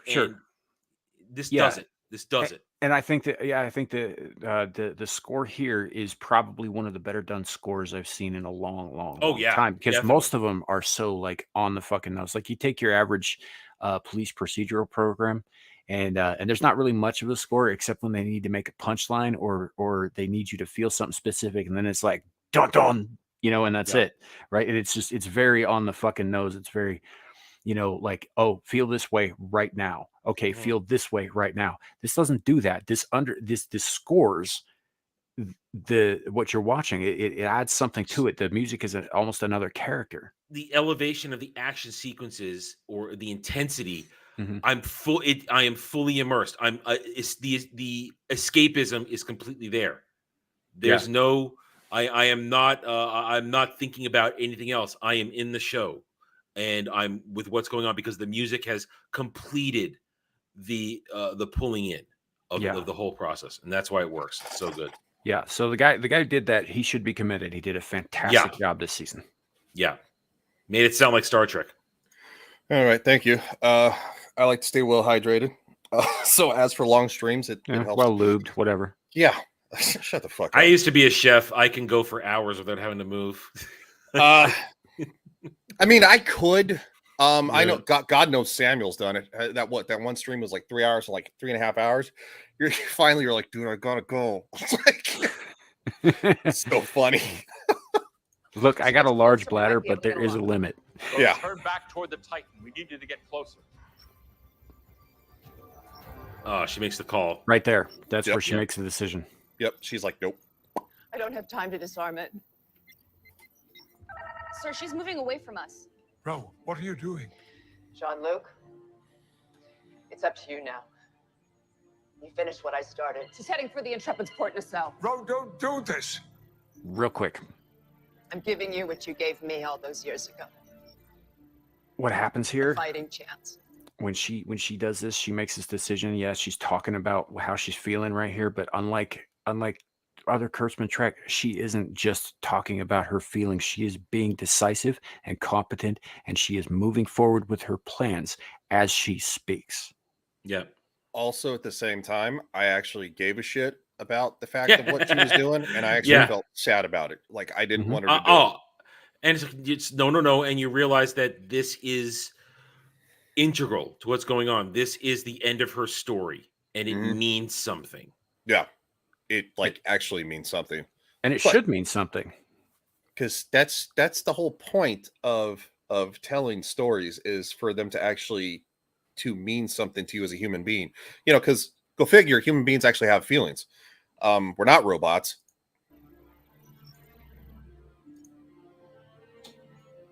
Ro, I do see you. Everything.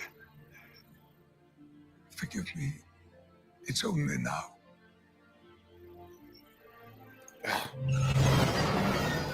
Gosh darn it! That's all she ever wanted to hear from him. Yeah. And just real quick, gotta do. Oh no! Bro? No! I don't.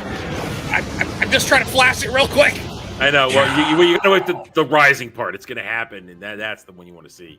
Yeah, When the but I mean, Intrepid starts to bare her teeth. Well, it's always we always get clipped at the end of doesn't matter Game of Thrones or this, because it gets like intense, and it's like where all the big stuff happens, and you want to show it, and it just you gotta do it right. So I wish you could reverse the screen, because that usually throws off the algorithm. But I know it just with StreamYard, you just there's I know there's no way we can do that without running it through the internet. That's the problem. No, it's I used to get by on some reaction videos in the past of making it really transparent. I think if you did I've done that. We did that on This Is More when I did our Rings of Power review party every week. Yeah, I had it transparent running us the whole time, and it fooled the algorithm every time. Yeah, it's just an algorithm thing, as we've discussed, I haven't had a whole lot of issue saying, look, I have a standard statement typed up, and they rarely fight against it, which is good. And that's all I've ever asked for. I mean, look, if you guys want to claim it, that's fine. Just don't block it. I hate it when they block it so nobody can see it. And there's been a couple of times where, HBO with Game of Thrones has said, no. And then I've appealed it. And they, as soon as it goes to a human, they release it. So I've only had to do that about twice, though. I haven't had to do that with Picard yet. But all right, we're almost done here. Got it less than 10 minutes. She's sinking. I mean, that's a pretty good way to fuck up a starship, is take out one of its nacelles. Yeah. But then, this scene right here, this is ship porn. Oh. Yeah. Well, as soon as the ship pops on screen, I'll show it. Shields. They're arming torpedoes. Surrender. Why? Don't you get it? We're being framed for what just happened. By the changelings masquerading as officers aboard that ship.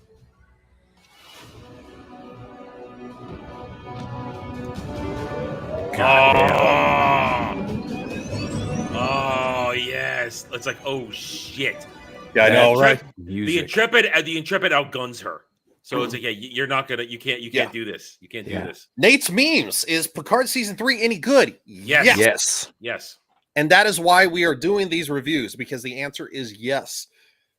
The rest of Kurtzman Trek, Picard season 1 and 2, no, and no. But season 3 is very good. It has a lot of great nostalgia to it, and it also has it's definitely worth the watch. Yeah. So this does raise the question though for me. The Intrepid, I don't know anything about it. Is it a more modern ship compared to the Titan? I would say different class. Yeah, Of ship.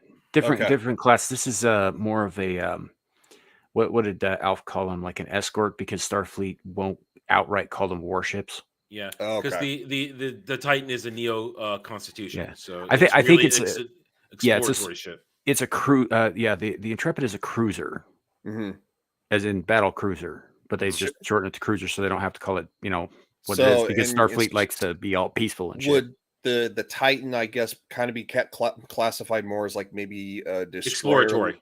No, it's exploratory. Yeah, it's an exploratory. It's a Constitution class refit, like the original, Enterprise. Okay, it's purely it's meant to go out there and explore, have some firepower, but not meant to. Why it kind of looks like the original Enterprise. Nate's memes. Yes, that is exactly what you should do. If you watch season 3, don't watch seasons 1 and 2. Trust me, anything that happens in there that's relevant to season 3 isn't that important.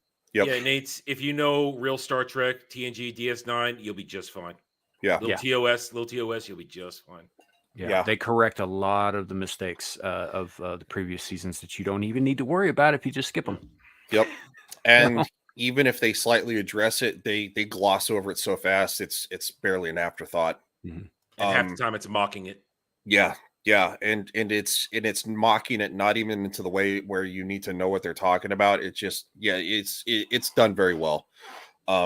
So because what, Samuel, you said you watched season 1 and you watched clips of season 2. Yeah, I watched I think part of the first episode and then just clips from it thereafter because I couldn't fucking do it. It was awful. Yeah. So all right, the Intrepid that is a cruiser is pissed off. It's pissed the fuck off. And manned by enemies of the Federation. Yeah, look at that. And then you are fucked. Literally hold on. Let me pull it back up here real quick. I gotta play it. The silhouette though, to where it kind of it just has that looming. Mm-hmm. Oh, God damn it. I just want to fucking show it just real quick. Hold on. Just like I'm professional, guys. We're professional. Just the slight outline is evil looking. Yeah. It is. They're only I like the way the music swells in this scene too. Mm-hmm. The music swells and it's just like it goes from like, oh my God, we're Morning Row to holy shit, we're in trouble. Oh yeah. And it does it so smoothly. It's very cool. The only nitpick I would have here, and again, this is a nerd thing. Why in the hell is there open flame in the vacuum of space? Maybe the plasma's on fire. Yeah, but even then, it still requires some oxygen to burn. The closest explanation I got: plasma's on fire. I mean, stuff can technically burn in space if it has burnable stuff like oxygen. It has to. So I guess it's got to have fuel. Yeah, it's got to have a fuel, and it also has to be able to breathe. I guess the plasma itself can sustain. Like, I could see the plasma burning briefly, and if there's any oxygen lines running through that part, it could feed it. That's the best explanation I got. But then again, these are the small nitpicks that are like, it's not like giant plot holes. Like the fuck. Then unless one other nerd brings up, the other nerd's not even going to think about it. Yeah, it's not like watching episodes of The Mandalorian season 3 where they literally forget what they set up in the first half of the episode and they negate in the second half, and you're just and don't get me wrong, guys. I nitpicked the open flame in space because I'm a nerd, but I also recognize how very intimidatingly cool that shot is. Mm-hmm. Well done, Star Trek. Well done. Nate says, I've seen Voyager, Deep Space Nine, Next Generation, OG Star Trek. Haven't cared much for the newer series after Voyager. You, sir, then you're good to go. So watch Picard season 3, negate the rest of that crap. I think there might be one or two references to Enterprise, but they're very minimal and they're not that important. Yeah. I mean, if Enterprise. you know who Archer is, Enterprise was decently received, right? No. I didn't. Eh, no, I didn't watch it. Okay. No, I liked it, but I dipped out when it started, came back in for the Xindi arc, and then dipped out again. Yeah, the last it's 4 seasons. First 2 are slow as shit and kind of boring. The second 2 are much better, and by the end of the 4th season, it gets really good. But then they got canceled because nobody was fucking watching because the first 2 seasons weren't that great. And then everybody on Stargate hired all the Enterprise actors to be special guests. Yeah, for a couple seasons, mostly Jaffa. That's funny. So, but yeah, like it wasn't. I enjoyed Enterprise, and it's nowhere near as bad as Kurtzman Trek is. No, it's I'll still just put that out there. It still has some good characters in it. Yeah, it's just you don't need it. Although I am glad that Connor Trinneer kind of left Star Trek when they canceled that, because he became one of the greatest fucking sci-fi villains ever in Stargate. Michael. Oh, Michael's glorious. Yeah, Michael is glorious. What a character arc. But anyway, I'm done. I'll stop. Yeah, I go Stargate all day long too. Oh gosh darn it! We need to run now. We turned this entire crew into fugitives. Most of our crew was transported onto that ship. You engage with it, and you engage them. If we don't run, Ro will have died for nothing, and many more will follow. Captain Shaw, Liam, if you still can't trust us, fine. At least trust your own eyes.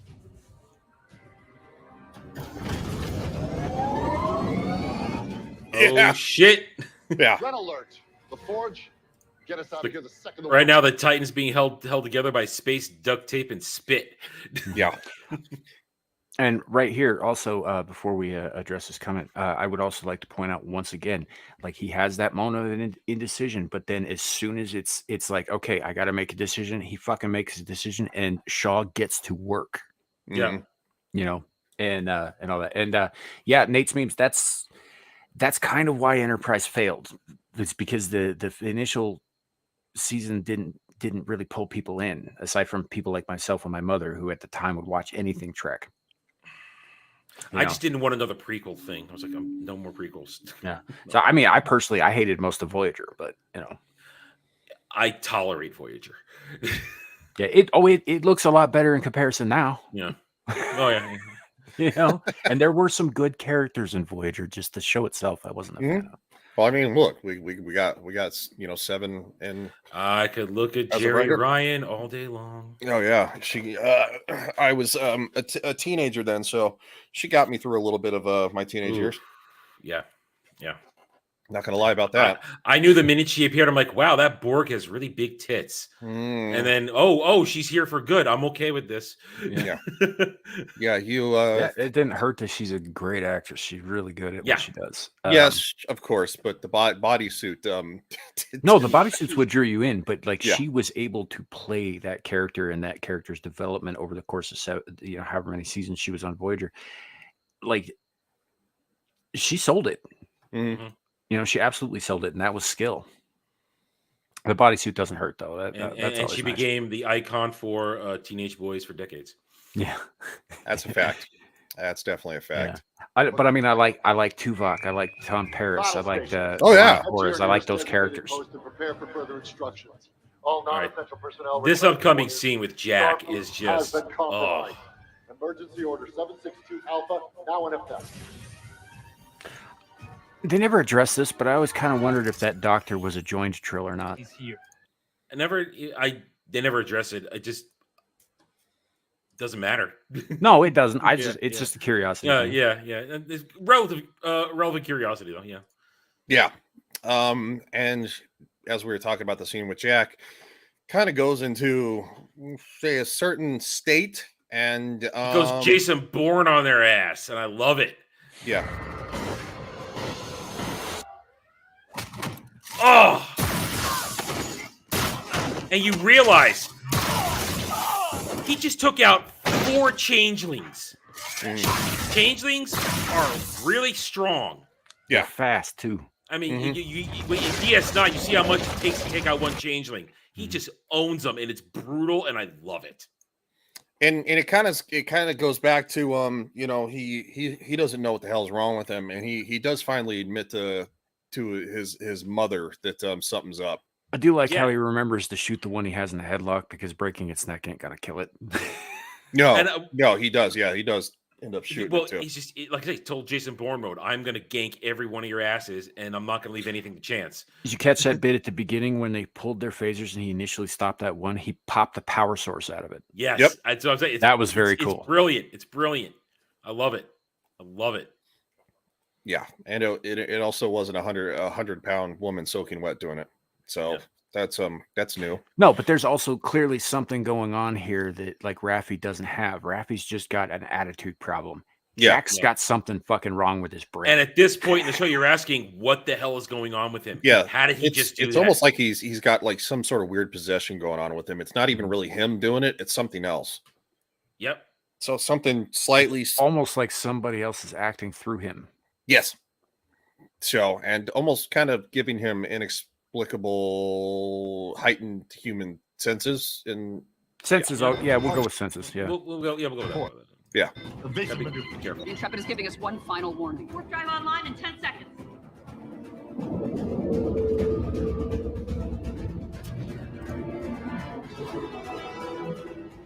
Intrepid targeting torpedo base hot. We gotta go. Warp core online. Let's get out of here. Am I gonna make it? I love it. Mm-hmm. Coming for us. Yeah. Who exactly? Everyone. Yep. Now, where are we gonna go? Yeah. Where are we gonna go? All of Starfleet's going to be looking for him, whether they're compromised or not at this point. Yeah. Which was the purpose of this little exchange here, was to, as Riker said, frame the Titan for the death of Ro and for the and for firing upon the Intrepid. Yep. And then probably by extension all of this shit that happened with the Shrike. Yep. It's well set. It's as though they actually have all these set pieces in place to move the story along in logical manner that makes us all invested and feel like we're not being cheated. You mean they actually planned on how the story's supposed to go instead of doing it on a whim? And then forgetting what you did 20 minutes earlier. Yeah. It's good. I'm okay with this stuff. Yeah, I'm okay with it completely. Sorry. I know what she meant to you. No, Will. I don't think you do. I don't even think I did. See, and I like that because it's like, I don't think you do, because I didn't even really know. Like it's not like he's bagging on Riker. It's like he's saying I think like the whole entire situation was misgauged, and I like that, you know, to where it's too easy to bag on old characters anymore and just kind of like, you know, downgrade them and belittle them in modern television. She gave me this. Oh crap! I'm hitting my desk. Her Bajoran earring. I don't know why. This part's cool. Look. Yes. Old school spycraft. It's a data chip. What are we looking at? Her entire investigation. She died for this. Look at it all. All the way up to Starfleet Command.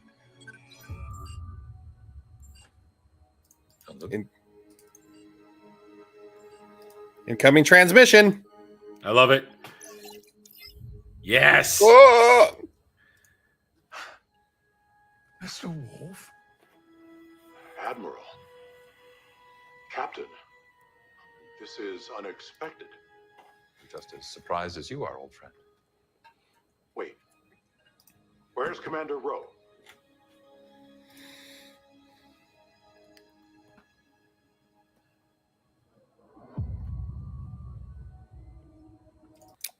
Yeah, that's how you do it. Yeah, you don't need to have them say she died, Worf. No, it's we just saw it happen, and yeah, you can say it with your face, and they did. And then have them know that they said it off camera. We don't need to have them. This is how you do it. It's how you do it. Plain and simple. Yeah, pretty much. All right, so now we're here. Nice shooting, kid.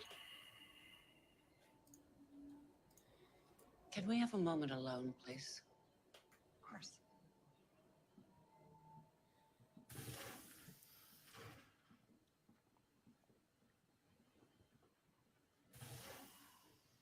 You can't hide from me, Jack. I know when you're not sleeping. Your eyes sink back into your head. You look hollow. Yeah. I'm not sleeping. Who is? But I dream. You know, I remember a time when you were so little. You basically stopped sleeping. You were afraid to.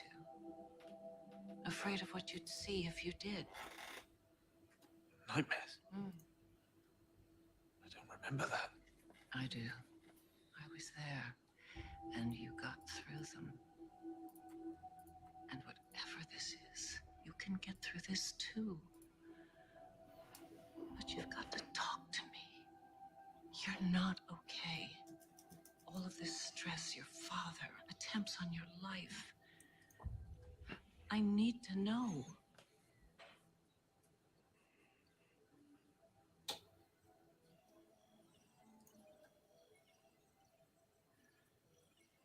Four.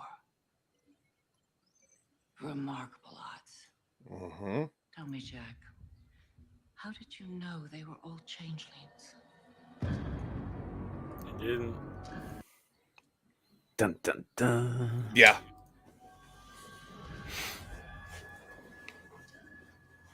I didn't.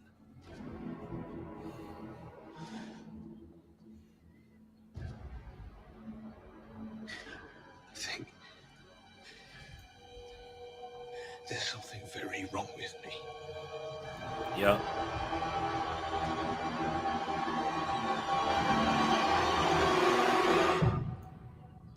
And that's it.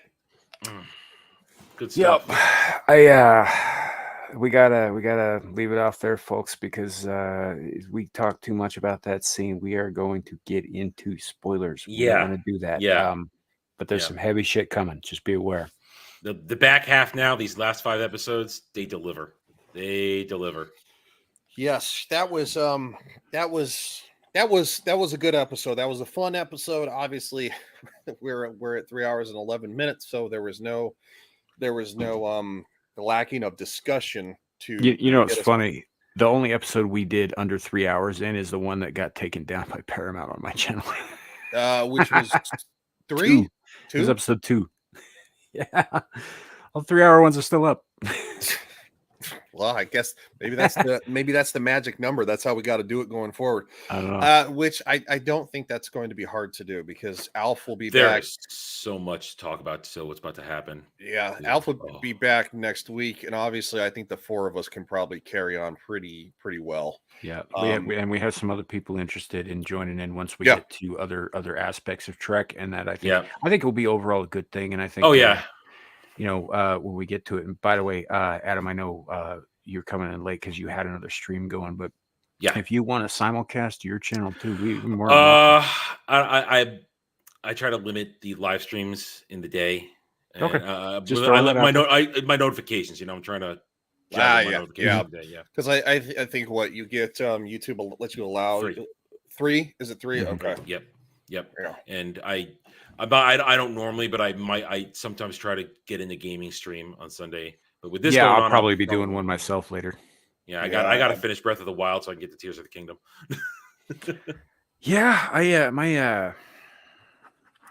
My brother and his wife are playing the shit out of Tears of the Kingdom right now. I'm not really a Zelda guy, so I'm gonna stick with me some Capcom Monster Hunter. But I did my share of Monster Hunter. I got to get Tears of the Kingdom done because I got FF16 in 3 weeks, so I got to hurry up and get it done. Yeah, nice. I'm ready for that. But that said, I have also updated the description on my channel. It now includes your channel, which I also subscribe to. Thank you. So, Much appreciated. Thank you. That way, I have to borrow that from you so I can add it to my description because I completely forgot to do that today. It's fine. Well, I mean, I forgot to add everybody's description. That's how far Yeah, behind the, he- and he did. I was actually early too, which is kind of sucks. So like I was when I early set waiting. I set up the simulcast on my side, and I was going to steal his description, and it wasn't fucking there, and I was like, God damn it! All right. Yeah. So all right, Samuel, go ahead. Well, I'm adding that shit right now. What do you got going on, Easy Future? All right, so depending on how things work out tonight with real life, I may or may not do a Monster Hunter stream. I've been trying to do them on weekends. It also kind of depends on whether or not I feel like playing a game, but there's a possibility that there will be a Monster Hunter stream, and if there is, we are moving on to the expansion for Monster Hunter Rise Sunbreak, which I did acquire over the weekend. So there should be some more story in it for us as well. Next thing we got coming up is this weekend, Abyssal Musings on Friday night, 9:30 p.m. Mountain Time, with my co-host Larry and our new co-host who has come on a permanent basis, Know Me Without You. Nice. And then again, Saturdays we do the big show on Saturday afternoon, Screaming Into the Void, which also features Know Me Without You, Ryan, sometimes Lawrence, Kat the Hijabi Gamer. You know, there's a whole panoply of people and all that stuff. So you can find us there. And then the whole cycle starts over again because my life is nothing but, you know, an endless cycle of destruction. And go ahead, Adam. Oh, well, hi, Adam, Renaissance Nerd. My week is built around streams and regular takes on whatever's going on. Tomorrow night, my chill stream, Mellow Mondays. It's where we're just going to chill out. We revamped it recently to just going nerd on stuff. No more crazy shit. Ever since Dermy started Ballbusters, I don't need to do the debauchery. I leave that to Dermy. So we do that over there on his channel. Good old Dermy. So tomorrow night you can catch that. Time fluctuating as I'm testing out new times for that. Wednesday, another stream, Natural 20, my midweek stream where we just talk about stuff and may not make it onto the Sunday panel show, the roundtable, which I got off of right before we did this. And then on Saturday nights, usually, not this week, but usually myself and my co-host Jed the Hollywood Scholar, we do Saturday Night Drive-In where we just grab a movie and we watch it previously and then we just have a good discussion about it. And other than that, catch gaming streams and regular takes on shit. Awesome. Okay, so that leaves me. Normally we do Game of Thrones on Monday night. We are not doing that because some of our panels can't make it, so we're pushing it to Wednesday night. We're going to be reviewing 2 episodes. Gosh darn it. I think we're actually on 9 and 10 now for season 3, episodes 9 and 10. Wednesday night, that'd be 8 p.m. Eastern Standard Time.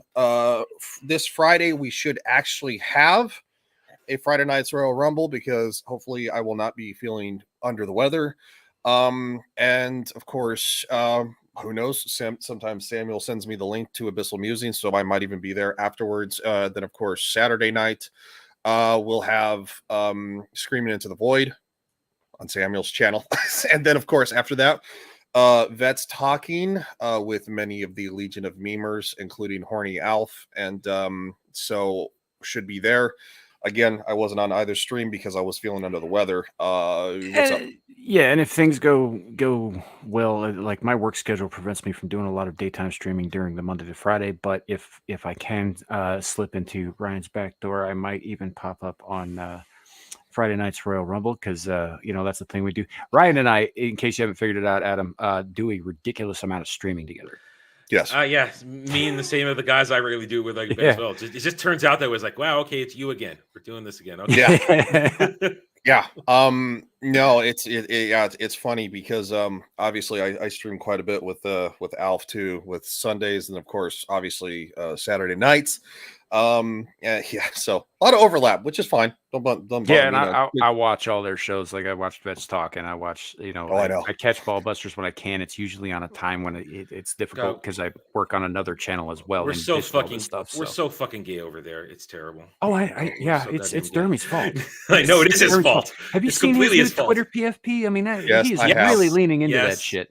Yeah, I thought about doing it myself, but I was like, I don't know, it might piss off some people, so maybe I should. I went the other way. I figured I was going to be pissing off people anyway.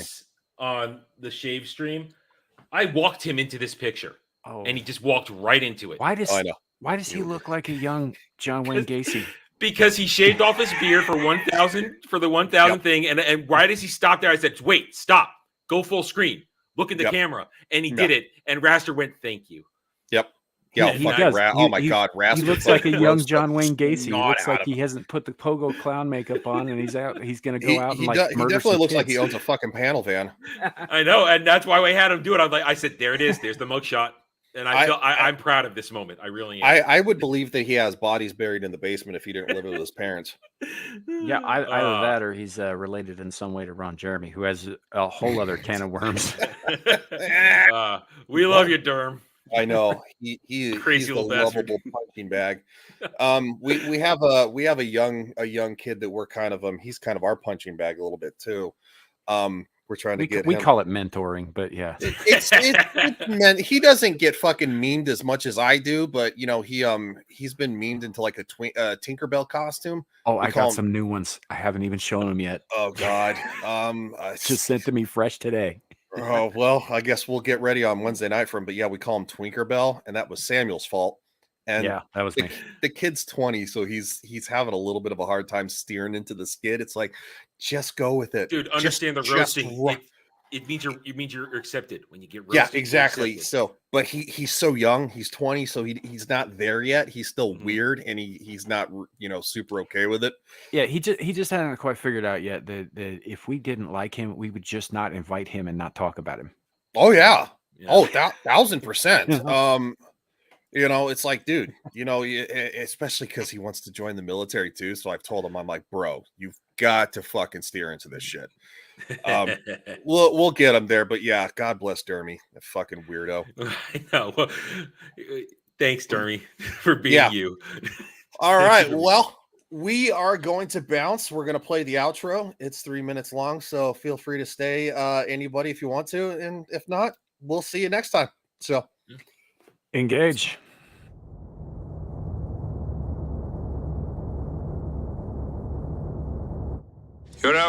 Back when I was in the academy, we would follow every toast with a song.